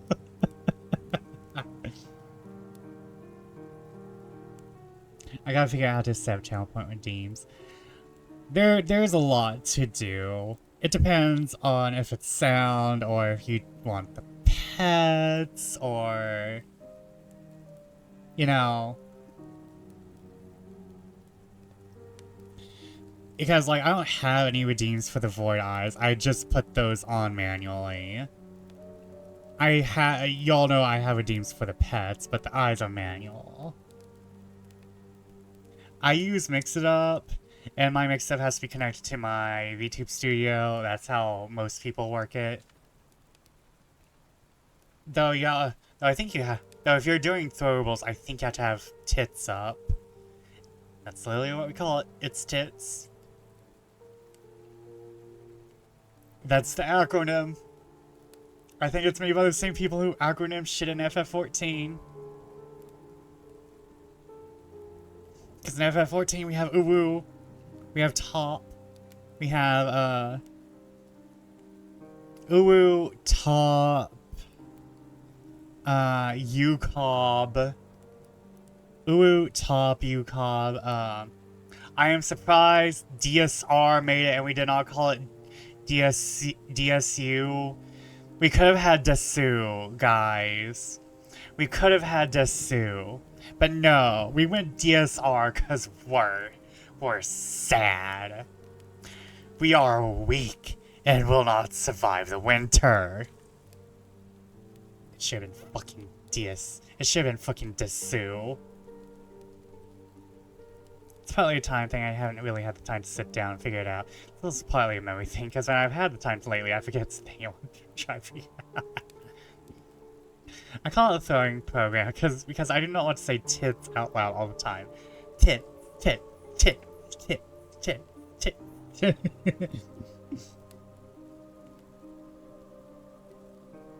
Okay, I should actually get back into this book. I'm sorry. Vesper, this may be a surprise. But you and I are not the same. I'm glad, because I think a world full with me might be insufferable. I'm a nice person. However, I also know I am insufferable.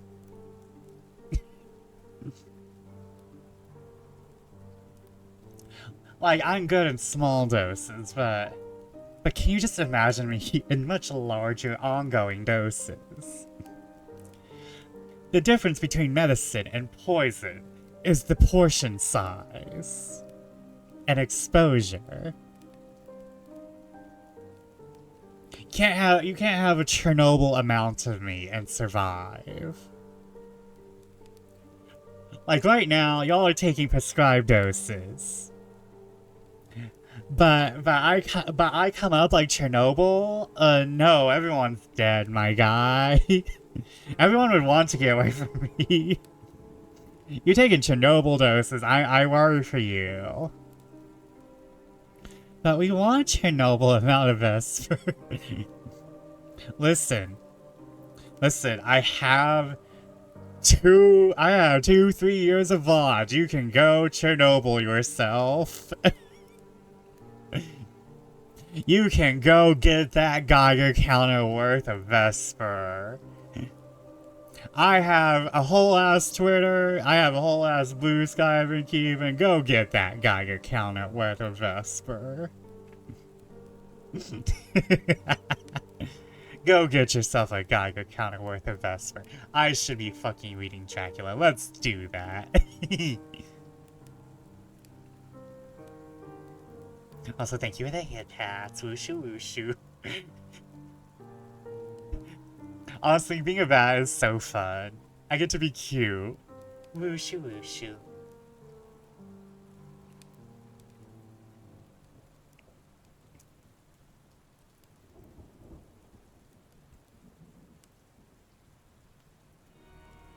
First of October, evening. Jonathan Harker's journal. I should have mentioned that first. This is Jonathan Harker's journal on the 1st of October, evening.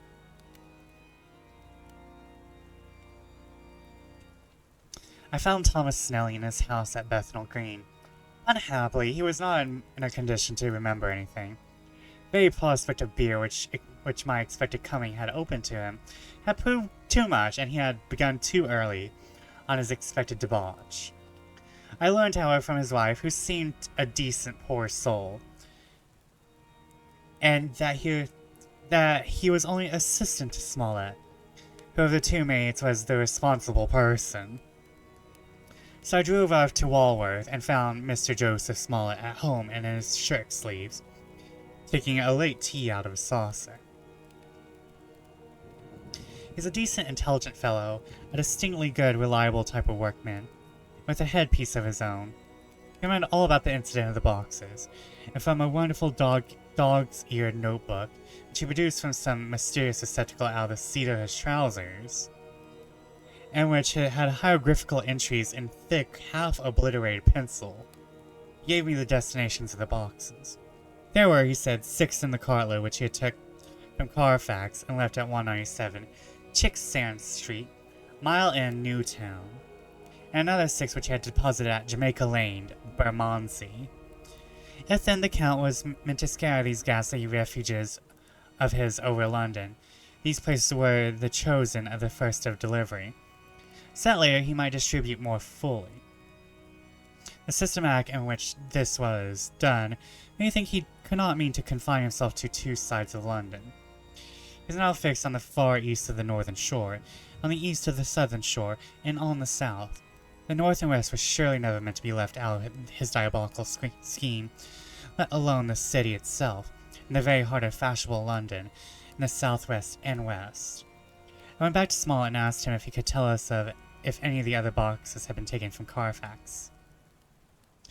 He replied, "Well, governor, you treated me very handsome. I've given him half a sovereign. And I'll tell you all I know. I'm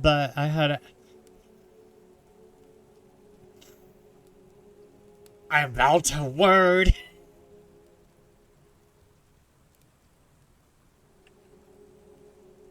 And I'll tell you all I know. I heard a man by the name of Bloxon that 4 nights ago in the Air and Arms in Pincher's Alley, as he know and he.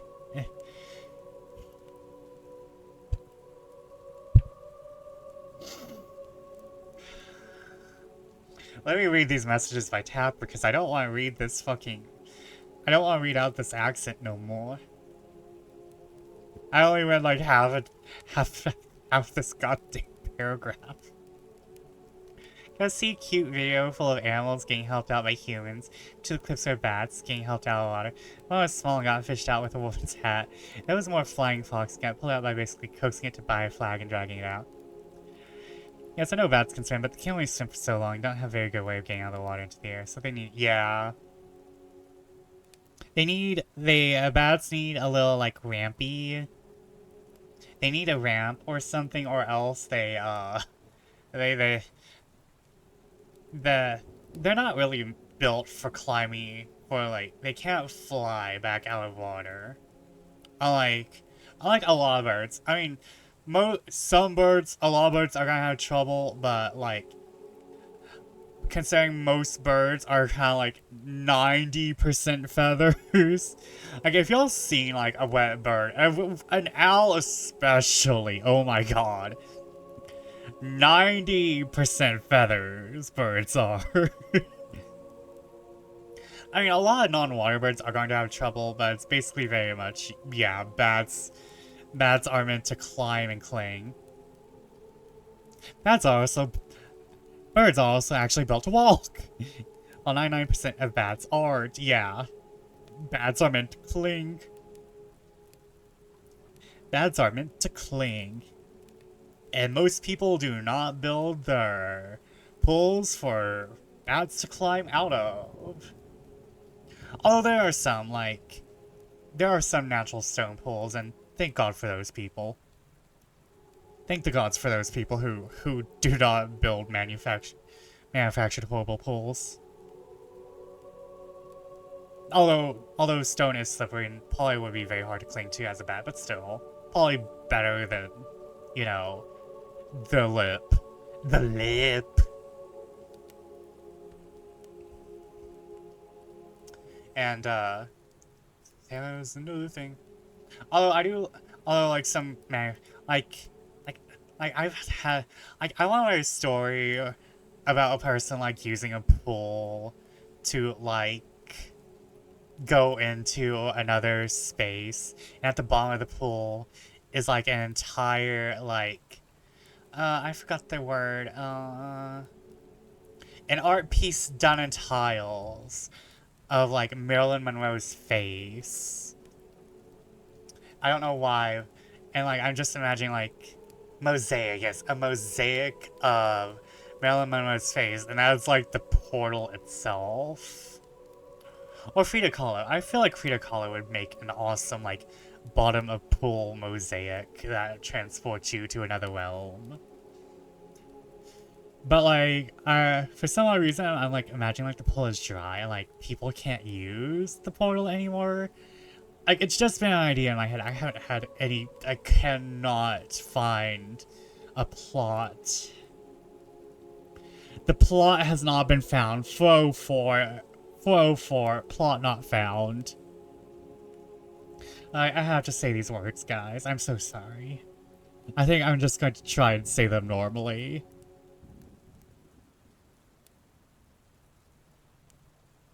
I'm gonna try and say these words. Guys, wish me luck. Give me energies.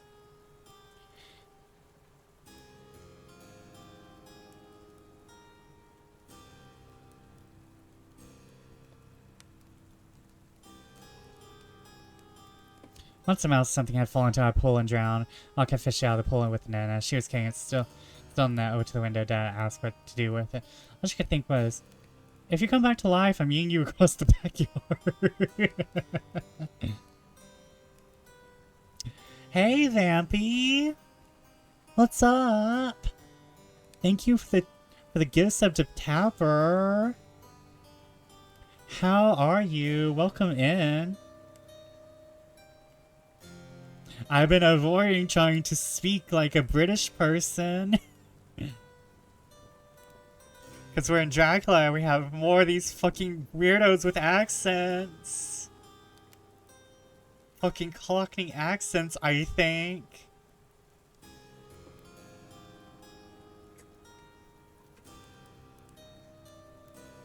I'm using this time to eat my honey bun. Well, to melt my honey bun at least. Honeybee.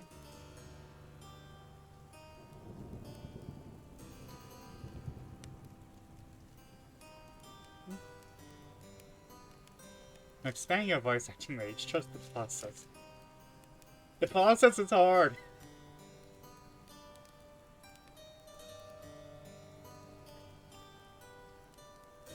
The process is hard and weird. Yeah, it makes me sound like I'm not saying anything. But thank you, Vampy. I hope your projects are going well and that RPG Maker is not wanting to make you throw your computer across a lava field.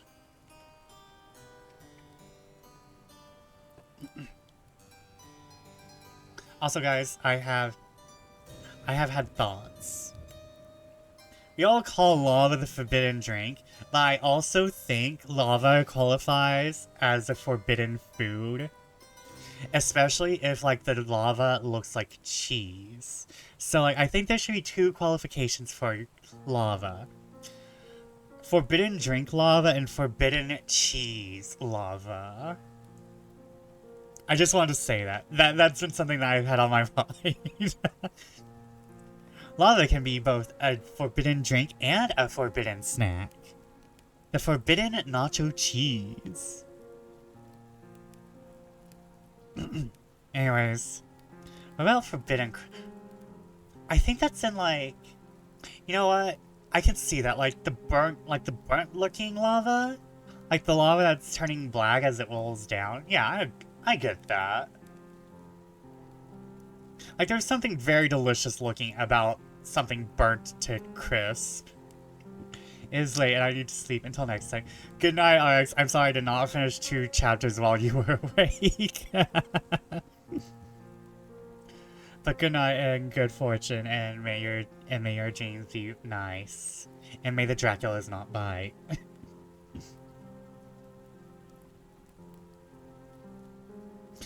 Alright. Well, Governor, you treated me very and some.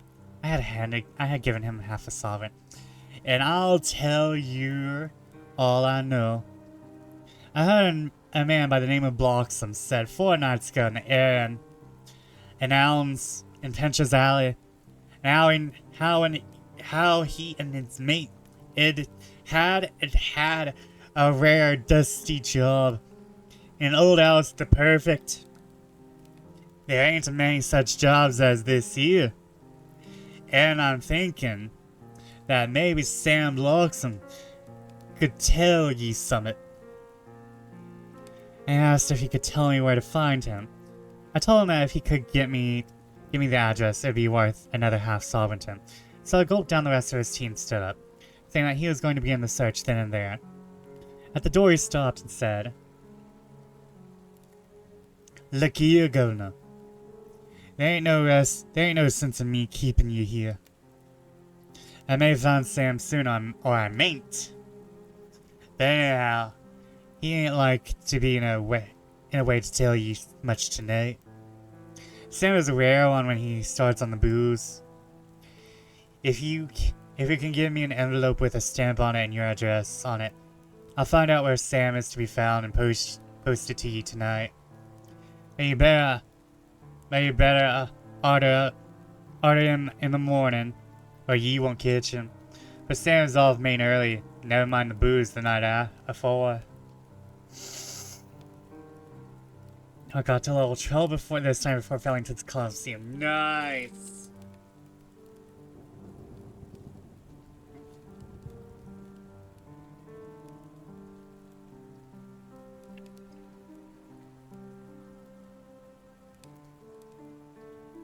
Sorry, honey bun bite. Now I'm imagining people running from rabid honey buns that bite them. Oh god, their creativity is off the chain tonight. This is all practical. So one of the children went off with a penny to buy an envelope in a sheet of paper to keep the change. When she came back, I addressed the envelope and stamped it. And when Smollett had again faithfully promised to post the address when found, I took my way home. Well, on the track anyhow. I'm tired tonight and want sleep. Mina's fast asleep and looks a little too pale. Her eyes look as though she had been crying. Poor dear. I have no doubt it frets her to be kept in the dark. It may make her doubly anxious about me and the others. But it is best as is. It is better to be disappointed and worried in such a way now than to have her nerve broken. The doctors were quite right to insist on her being kept out of this dreadful business. I must stand, for on me, I must be firm, for on me this particular burden of silence must rest. I shall not ever enter the subject with her under any circumstances. Indeed, it may not be a hard task after all, for she herself has come reticent on the subject. It's not spoken of the Count or his doings ever since we told her of our decision. 10th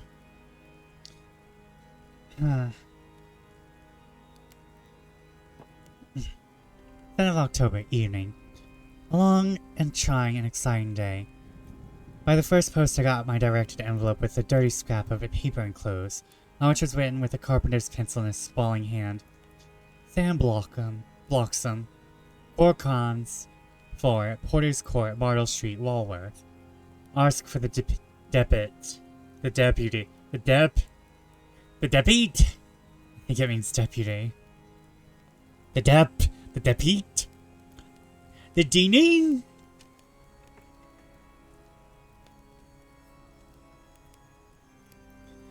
I got the letter in bed and rose without waking Mina. She looked heavy and sleepy and pale and far from well. I determined not to wake her, but that, when I should return from this new search, I would arrange for her going back to Exeter. I think she would be happier in our own home, with her daily tasks to interest her, than being here amongst us in ignorance. I saw Dr. Seward for a moment, and I told him where I was off to, promising to come back and tell the rest so soon as I should have saw. As soon as I should have found out anything. Sorry, I went from the I started rereading the line. I drove to Walworth and found with some difficulty Potter's Court. Mr. Smollett's spelling misled me, as I asked for Potter's Court instead of Potter's Court. However, when I found the court, I had no difficulty in discovering Corcoran's lodging house. When I asked the man who came to the door for the debate, he shook his head and said, I don't know him. There ain't no such person here. I never heard of him in all my bloomin' days. Don't believe there ain't nobody of that kind living here anywheres. Took out Smollett's letter, and as I read it seemed that the lesson of spelling the name of the court might guide me. What are you, I asked. I'm the deputy, he answered. I saw at once I was on the right track. Phonetic spelling had again misled me. I have Crown Tip put the deputy's knowledge at my disposal. And I learned that Mr. Bloxham, who slept off the remains of his beer on the previous night at Corcoran's, had left for his work at Poplar at 5 o'clock that morning. He could not tell me where the place of work was situated, but he had a vague idea that it was some kind of newfangled warehouse. And And with this slender clue, I had to start for Poplar. It was 12 o'clock before I got any satisfactory hint of such a building. In this, I got a coffee shop where some workmen were having their dinner. Monty suggested that there was being erected at Cross Angel Street a new cold storage building. And as this suited the condition of a new-fangled warehouse, I at once drove to it. In a view with a surly gatekeeper and a surlier foreman, both of whom were appeased with the coin of the realm, put me back on the track of Bloxham. He was sent for on my suggesting that I was willing to pay his day's wages to his foreman, the privilege of asking him a few questions on the private matter. He was a smart enough fellow, though rough of speech and bearing, and I promised to pay for his information and give him an earnest. He told me that he had made 2 journeys between Carfax and a house in Piccadilly, and had taken from him this house to the letter 9 great boxes, main heavy ones, with a horse and cart hired by him for this purpose.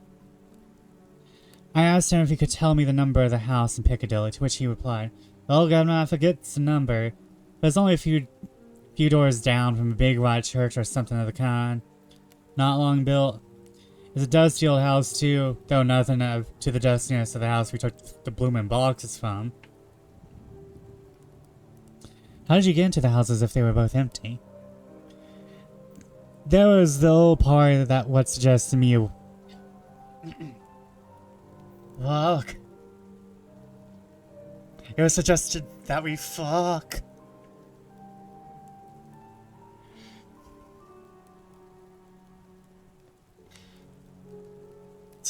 The ghost. I'm sorry, I became possessed with the ghost with that fuck. Fuck. Fuck. Oh no, wait, that's just me being possessed by my future self. I'm still single in the future. There's the old house what engaged me awaiting at the... There's the old party what engaged me awaiting in the house that perfectly helped me lift the boxes and put them in the tray. Cursed me, but he was the strongest chap I ever struck. And him an old fellow with a white mustache, one that then you would think that he couldn't throw a shoulder. How this phrase thrilled through me. Why he took of his end of the boxes like they were pounds of tea, and me a puffin' and a blowin' afore I could end up mine anyhow. And I ain't no chicken neither. How'd you get into the house in Piccadilly, I asked. He was there too. Must have started off and got there before me. But when I rung the bell, he came and opened the door himself and helped me carry the boxes into the whole 9. Yes, there was 5 in the first load and 4 in the second. It was main dry work. And I don't remember so well how I got home. I interrupted him. Were there boxes left in the hall? Yes, there's a big hole. There was nothing else in it. I made one more attempt for further matters. You didn't have any key? Never used no key, nor no think. Diligent, he opened the door himself and shut again when I drove off. I don't remember the last time, but that was the beer. You can't remember the number of the house? No, sir, that you need no difficulty about that. It's a high one, with a stone front and a bow on it, and high steps to the door. I know them steps having to carry the boxes up 3 loafers what come round to earn a copper. The old gent give them shillings and they saying they got so much they wanted more. We took one of them by the shoulder and was like to throw him down the steps. So the lot of them went away cussing. I thought that with this description I could find the house. So having paid my friend for his information, I started off for Piccadilly. I gained a new painful experience. The Count could, it was evident, handle the earth boxes himself. If so, time was precious. But now that he had achieved a certain amount of distribution, he could, by choosing his own time, complete the task unobserved. At Piccadilly, I discharged my cab and walked westward.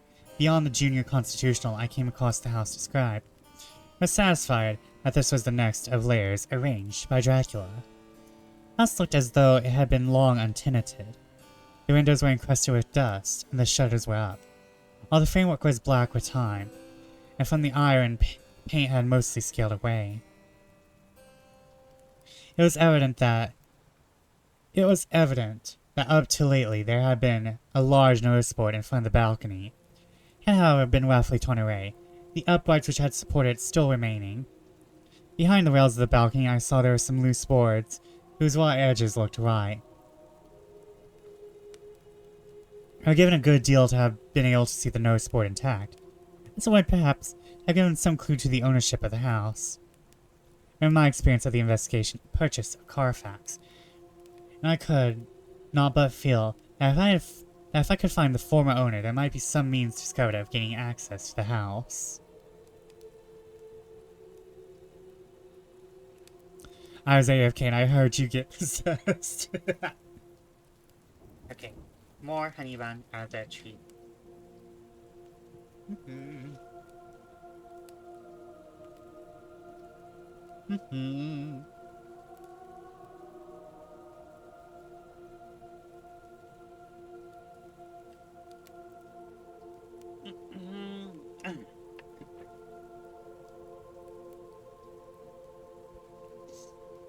There was, at present, nothing to be learned from the Piccadilly side, and nothing could be done.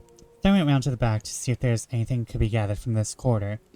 The mews were active, the Piccadilly houses being mostly in occupation. I asked one or two of the grooms and helpers, whom I saw around, if they could tell me anything about the empty house. One of them said that he had heard it lately been taken, but couldn't say from whom. He told me how that up to very lately, there had been a notice board of for sale up, and perhaps Mitchell, Sons and Candy, the house agents, told me something, as he thought he remembered seeing the name of that firm on the board.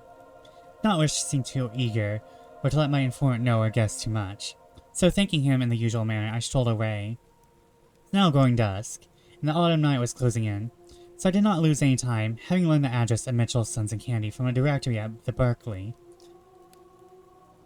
I was soon at their office in Sackville Street. The gentleman who saw me was particularly suave in manner, but uncommunicative in equal proportion. Having once told me that the Piccadilly house, which through our interview he called a mansion, was sold, he considered my business as concluded. When I asked who had purchased this, his eyes opened a thought wider and paused a few moments before replying. "It is sold, sir. Pardon me," I said with equal politeness. I have a special reason for wishing to know who purchased it. Again he paused longer, raised his eyebrows still more. "It is sold, sir," was again his laconic reply. "Surely," I said, you do not mind letting me know so much?" "But I do mind," he answered. "The affairs of their clients are absolutely safe in the hands of Mitchell, Sons and Candy." This was manifestly a prig of the first water. There was no use arguing with him. I thought I had best meet him on his own ground, and so I said, "Your clients, sir, are happy in having so resolute a guardian of their confidence. I am myself a professional man." Here I handed him my card. "In this instance, I am not prompted by curiosity. I act on the part of Lord Godalming, who wishes to know something of the property which, he understood lately, was for sale." These words put a different complexion on affairs. He said, "I would oblige you if I could, Mr. Harker, and especially I would like to oblige his lordship. We once carried out a small matter of renting some chambers for him when he was the Honourable Arthur Homewood. If you will let me have his lordship's address, I will consult the house on the subject, and will in any case communicate with his lordship by tonight's post. It will be a pleasure if we can so far deviate from our rules to give the required information to his lordship." I wanted to secure a friend and not make an enemy, so I thanked him, gave the address at Dr. Seward's, and came away. It was now dark, and I was tired and hungry. I got a cup of tea at the Aerated Bread Company, and came down to Purfleet by the next train. The Aerated Bread Company! So, where did you get a cup of tea from? The Aerated Bread Company? My fucking god.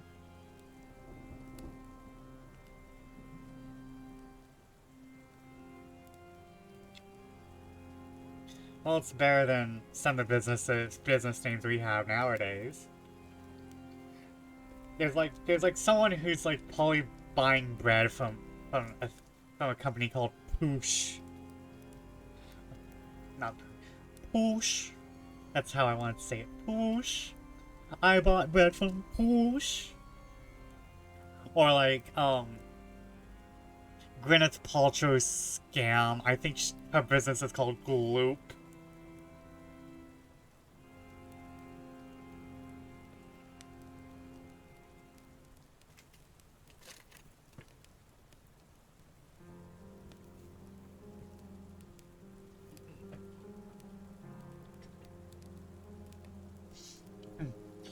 I found all the others at home.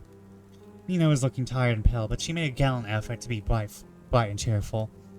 It wrung my heart to think that I had to keep anything from her and so caused her inquietude. Thank God this will be the last night of her looking on our conferences and feeling the sting of not showing our confidence. It took all my courage to hold the wise resolution of keeping her out of our grim task. She seems somehow more reconciled, whilst the very subject seems to hold some seems to have become repugnant to her. But when any accidental allusion is made, she actually shudders. Glad we made our resolution in time. With such feeling as this, our growing knowledge would be torture to her. I cannot tell the others of the day's discovery till we were alone. After dinner, followed by a little music to save appearances, even amongst ourselves.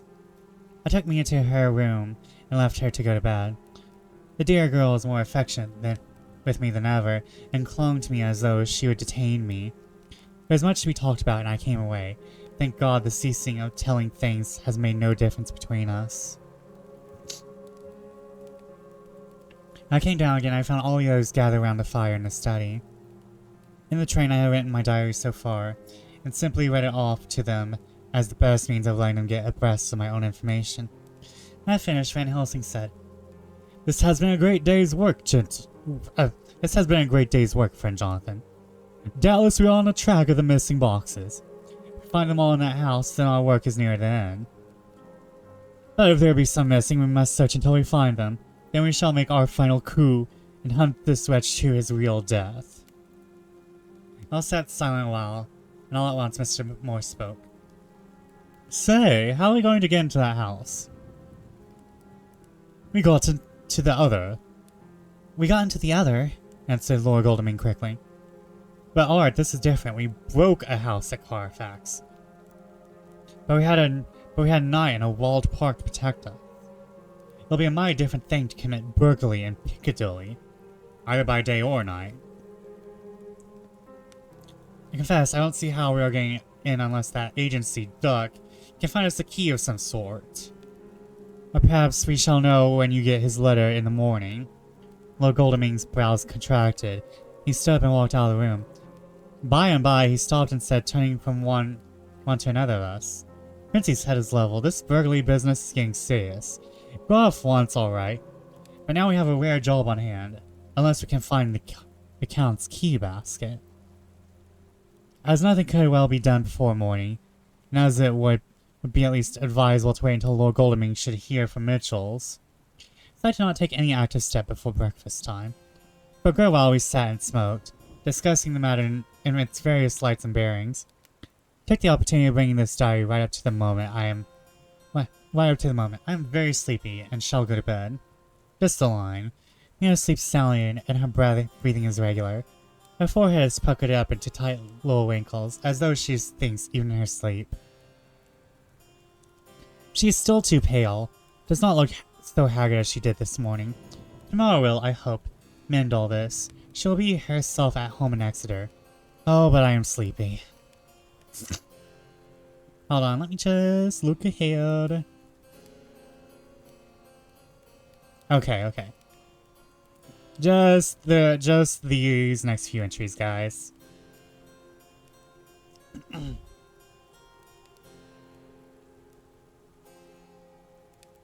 Dr. Seward's Diary, 1st of October.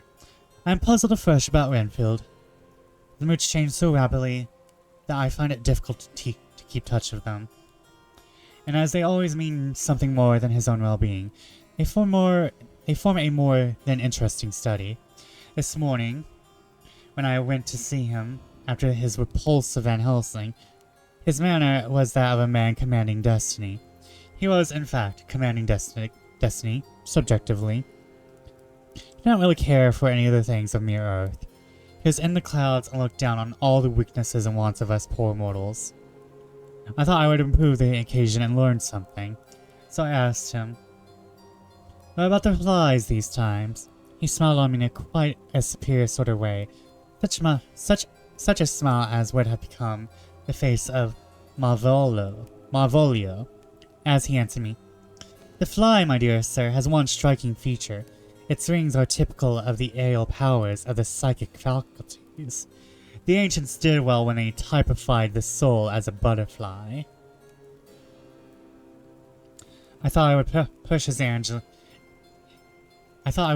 analogy to its utmost logically, so I said quickly, "Oh, is it a soul you are after now?" His madness foiled his reason, and a puzzled look spread over his face, shaking his head with a decision which I had but seldom seen in him. He said, oh no, I want no souls. Life is all I want." Here he brightened up. "I'm pretty indifferent about it at present. Life is all right. I have all I want. You must get a new patient, doctor, if you wish to study zoophagy." This puzzled me a little, so I drew him on. "Then you command life? You are a god, I suppose?" He smiled with an ineffably benign superiority. "Oh no. Far be it from me to arrogate to myself the attributes of the deity. I'm not even concerned in his especially spiritual doings. If I may state my intellectual position, I am so far as concerns things purely terrestrial. Somewhat in the position which Enoch occupied spiritually. This was a poser to me. I could not at the moment recall Enoch's apostolateness, without to ask a simple question. But I felt by doing so, I was lowering myself in the eyes of the lunatic. And why with Enoch? Because he walked with God. Cannot see the analogy, but did not like to admit it, so I harked back to what he denied. So you don't care about life and you don't want souls, why not? Put my question quickly and somewhat sternly, on purpose to disconcert him. The effort succeeded. For an instant he unconsciously relapsed into his old servile manner, bent low before me, actually fawned upon me as he replied, "I don't want any souls, indeed. I couldn't use them if I had them. They would be no manner of use to me. I couldn't eat them or..." He suddenly stopped, and the old cunning look spread over his face, like a wind sweep on the surface of the water. "And doctor, as to life, what is it after all? And you got all you require, and you know that you will never want. That is all. I have friends, good friends, like you, Dr. Seward." It was said with a leer of inexpressible cunning. "Know that I shall never lack the means of life." I think that through the cloudiness of his insanity he saw some antagonism in me. For at once he fell back on the last refuge of such as he, a dogged silence. After a short time I saw that for the present it was useless to speak to him. He was sulky, and so I came away. Later in the day he sent for me. Ordinarily I would not have come without special reason, but just at present I am so interested in him that I would gladly make an effort. Besides, I'm glad to have anything to help pass the time.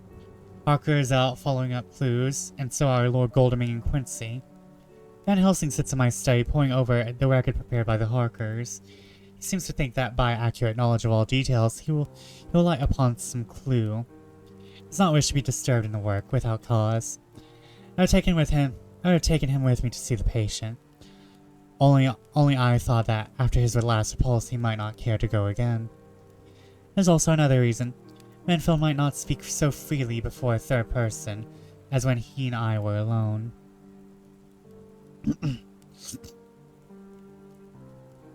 I found him sitting out in the middle of the floor on his stool, a pose which is generally indicative of some mental energy on his part. When I came in, he said at once, as though the question had been waiting on his lips. What about souls? It was evident then that my surmise had been correct. Unconscious cerebration it was doing its work, even with the lunatic. I determined to have the matter out. What about them yourself? I asked. Not reply for a moment, but looked all around him, up and down, as though I expected to find some inspiration for an answer. I don't want any souls, he said in a feeble, apologetic way. The matter seemed preying on his mind, and so I determined to use it.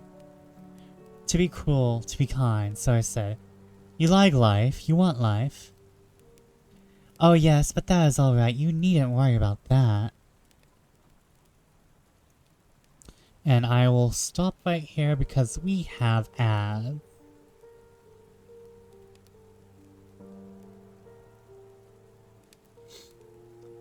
And while we have ads, I'm not going to raid immediately, but we are getting close, like within 10 minutes, I think.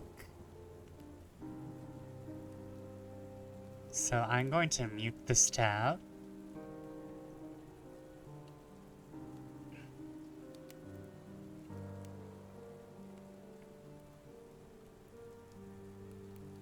And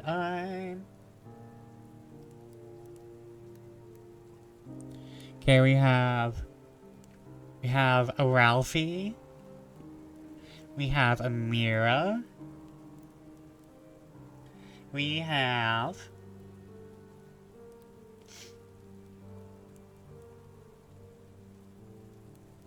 okay, we have a I nearly said we have a Malphie. We have a Malphus. We have a Malphus. We have the Demon Malphus here with us tonight. Chat, we have the Demon Malphus with us here tonight.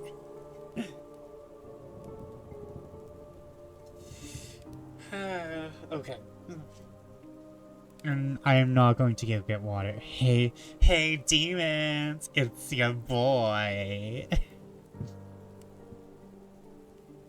Stacy, oh my god, we summoned demons!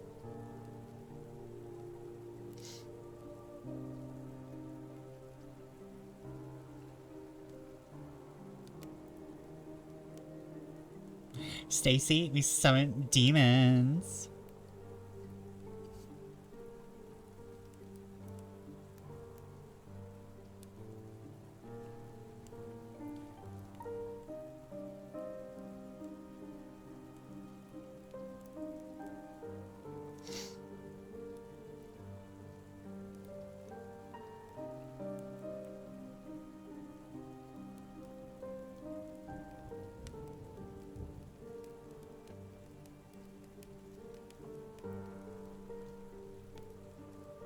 Sorry, I'm just checking massages and...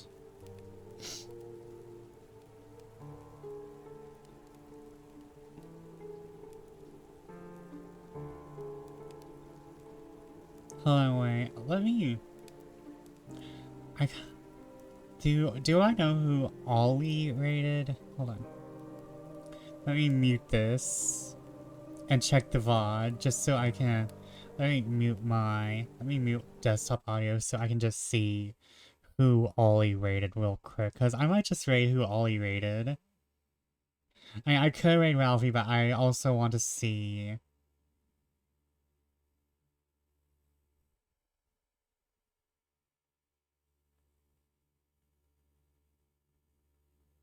Is this muted? It's muted.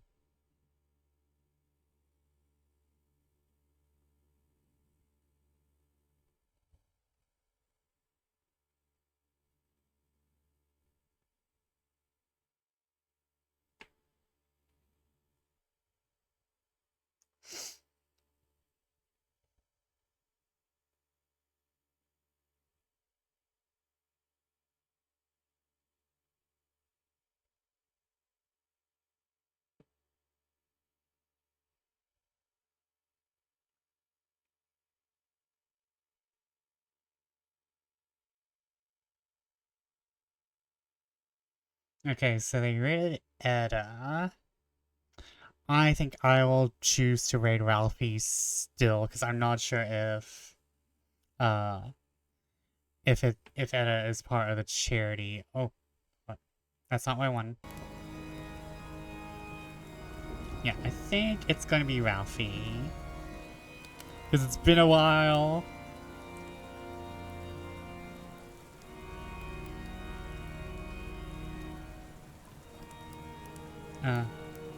Okay. This tab's still muted. Okay. Okay. And Ralphie's only been going for 39 minutes, so it's good.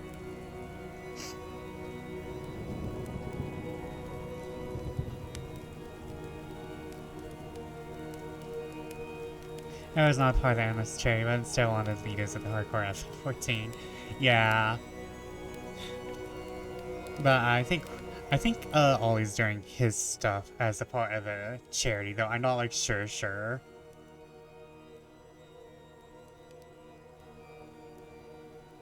Meanwhile me without any charities to do. Meanwhile me, I'm without a charity to do. We gotta change that, chat.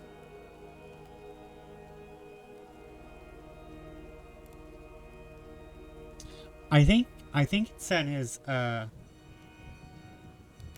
our charity streams for 2026, the 5th year, begins tonight. So like yeah, he's doing it as a part of the charity. Vesper is the charity. Don't be calling me out like this, Bracos. I am poor. I am broke. I do have debt. Don't call me out. Yes, I am the charity case.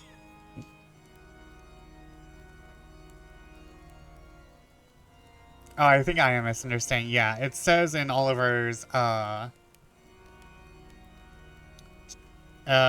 stream announcement, our charity streams for 2026, our 5th year begins tonight. So I think he is doing this as a part of charity. Yeah. Yeah, no. Yeah, it's more of I want to raid for charity and for raiding Ollie. And it was more of I'm going to raid into someone who is doing charity, but I'm not just going to raid into someone I don't really know. It is an Ollie moot, which is usually trustworthy, but still. It's also been forever since I raided Ralphie. Okay, but back to Dracula, everyone.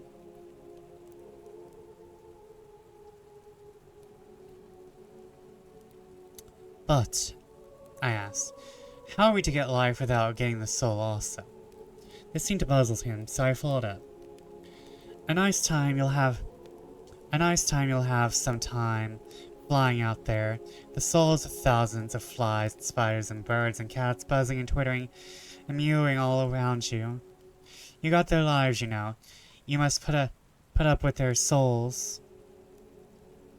Something seemed to affect his imagination, but he put his fingers to his ears and shut his eyes, screwing them up tightly, just as small boys does when his face is being soaped.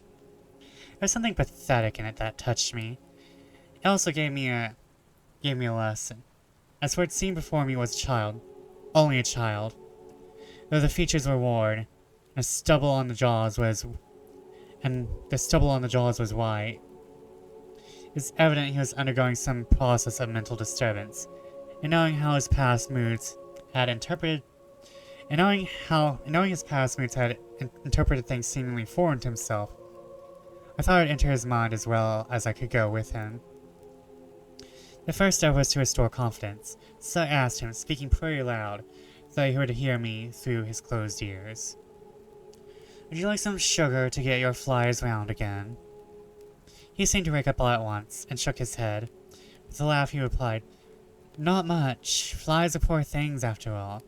After a pause he added, I don't want their souls buzzing around me, all the same. Or spiders? I went on. Blow spiders. What's the use of spiders? There isn't anything in them to eat or... He stopped suddenly, as though reminded of a forbidden topic.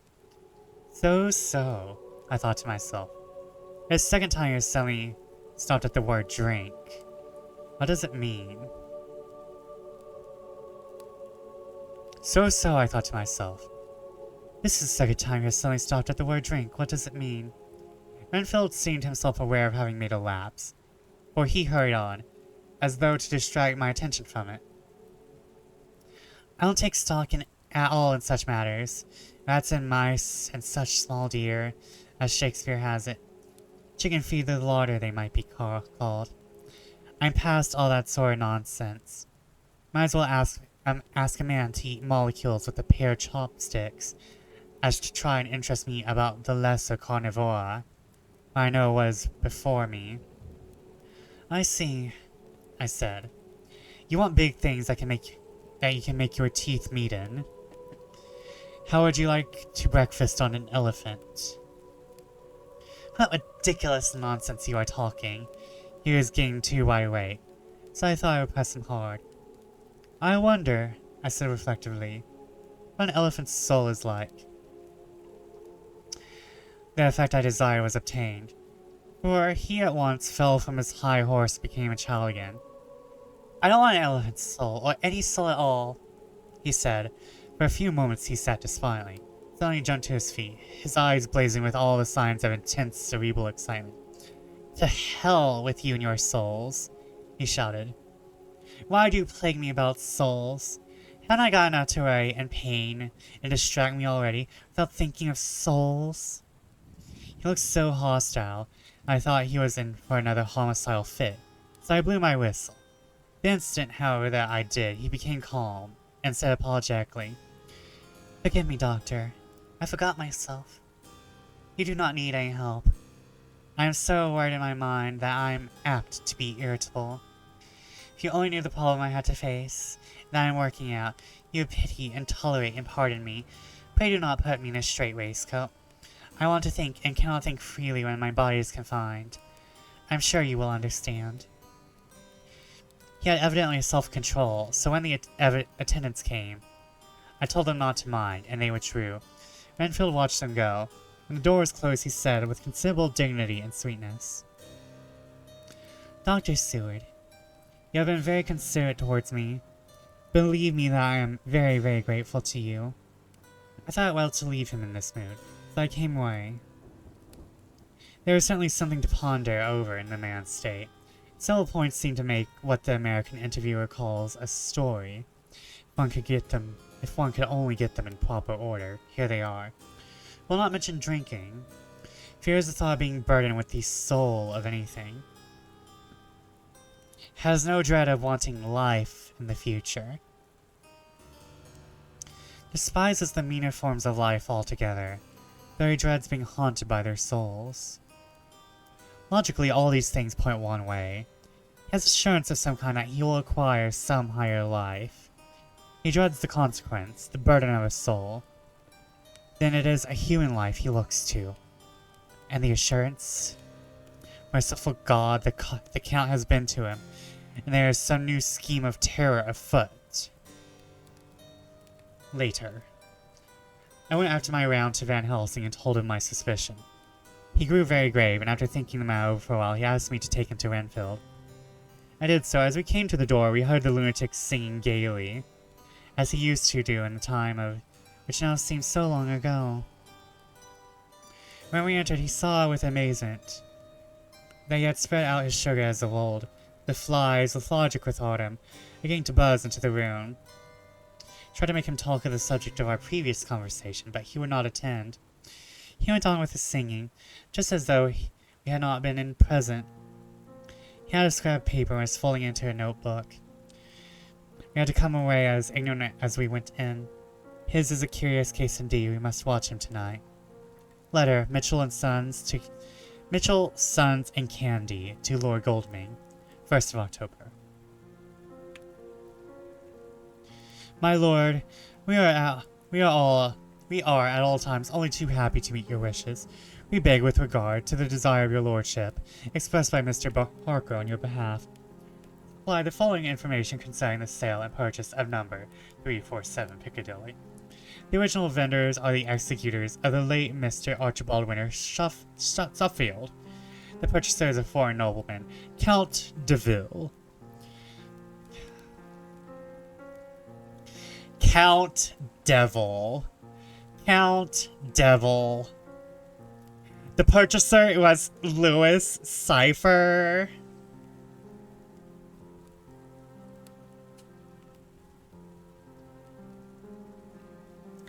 The purchaser was Lucy Furnace.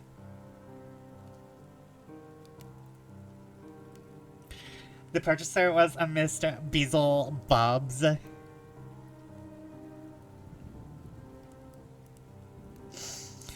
purchaser is a foreign nobleman, Count de Ville, who effected the purchase himself by... Who effected the purchase himself, paying the purchase money in notes over the counter, if your lordship will pardon us using so vulgar an expression. Beyond this, we know nothing whatever of him. We are, my lord, your lordship's humble servants, Mitchell, Sons and Candy. Cruella de Vil. Cruella de Vil. If she don't scare you, no evil thing will. Cruella. Cruella de Vil. Count Cruella. Oh my god, guys, this is where she started. She was originally a vampire. She wanted to make coats out of human skin, but then she got tired.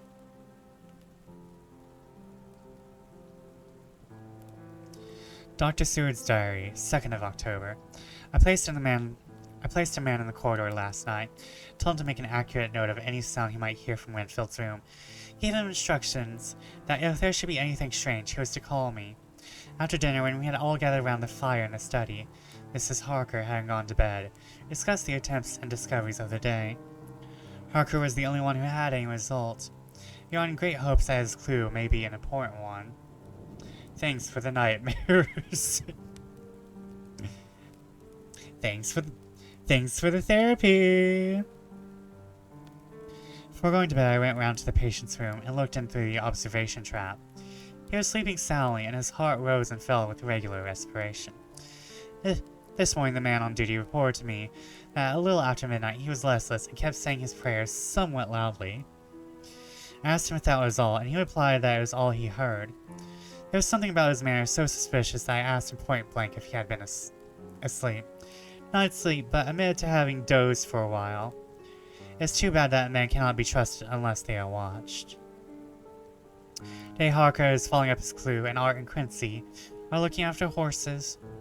Wildermings thinks that it will be well to have horses always in readiness. When we get the information which we seek, there will be no time to lose. We must sterilize all important earth between sunrise and sunset. We shall catch the Count at his weakest, and without refuge to fly to. Van Helsing is off to the British Museum, looking up some authorities on ancient medicine.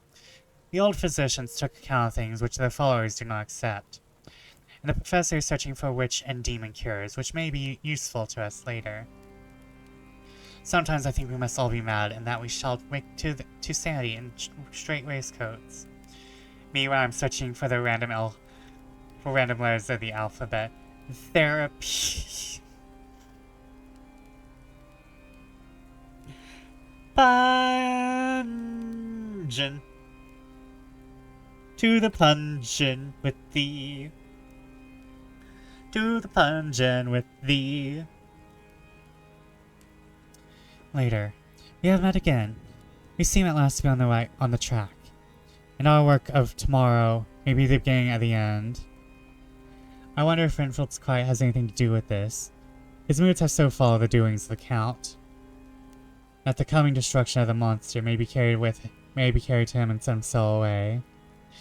If we could only get some hint as to what passed in his mind between the time of my argument with him today, his resumption of fly catching, might afford us a valuable clue. He's now seemingly quiet for a spell, is he? That wild yell seemed to come from his room. The attendant came bursting to my room and told me that Renfield had somehow met with some accident. He had heard him yell, and he went And when he went to him, he found him lying on the face of the floor, all covered with blood. I must go at once. Damn! Leaving on a cliffhanger. What has happened to Renfield? We will not know until next week, chat. Vesper, I worked for 12 hours without a break and dealt with literally babies and morons. Please tolerate me just this once. Don't worry, Rampy, I love your puns. I love everyone's puns. I just say that. I just say that to keep y'all on your toes. I just say to the pungent to keep y'all on your toes. I'll never do it. Good night, Vesper chat. Aw, good night, Kaylin. Thank you for coming in. Let me give you a little shout out to my model ma.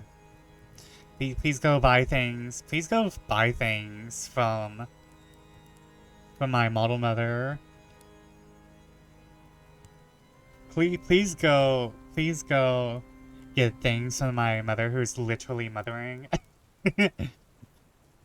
who has the most commissions ever on Region, probably. Like 60 commissions a month, it feels like. Let me get you that shout out. My new Ed emote from Kaylin. Oh my god.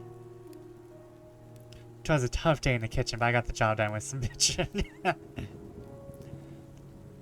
everyone please go, if you need some emotes, or if you need a model, please go check out Kaylin.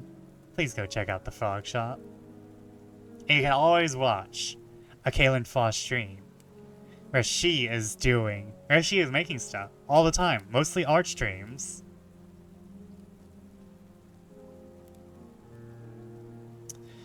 But I'm sorry work today was tough, Vampy. I give you nuzzles. Hold on, wait. No, wait, hold on. I can do this easier. Hold on.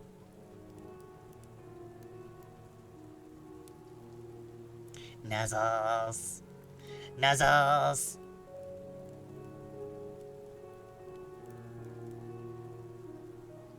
Hehe.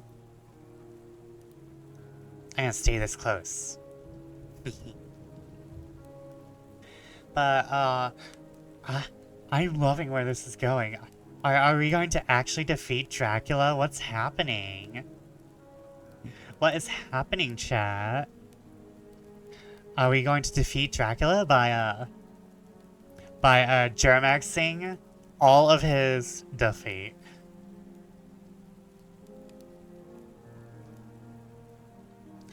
Anyways. Are we going to defeat Dracula by, Germaxing... Sorry, we removed his shoes. Damn it. By Germaxing all of his soil? We'll know. How many chapters do we have left? We're on chapter 21. We're on chapter 21 out of... Let's see here. 21, 22, 23, 24, 25, 26, 27. Well, we're on chapter 21 of 27. With a knife. With a stake through the heart, probably. Maybe a gun. I don't know where the story's heading. I want you to know that I thrown a baseball bat outside my house, and the world is round. It'll eventually hit your kneecaps for this wordplay, and I think you deserve it.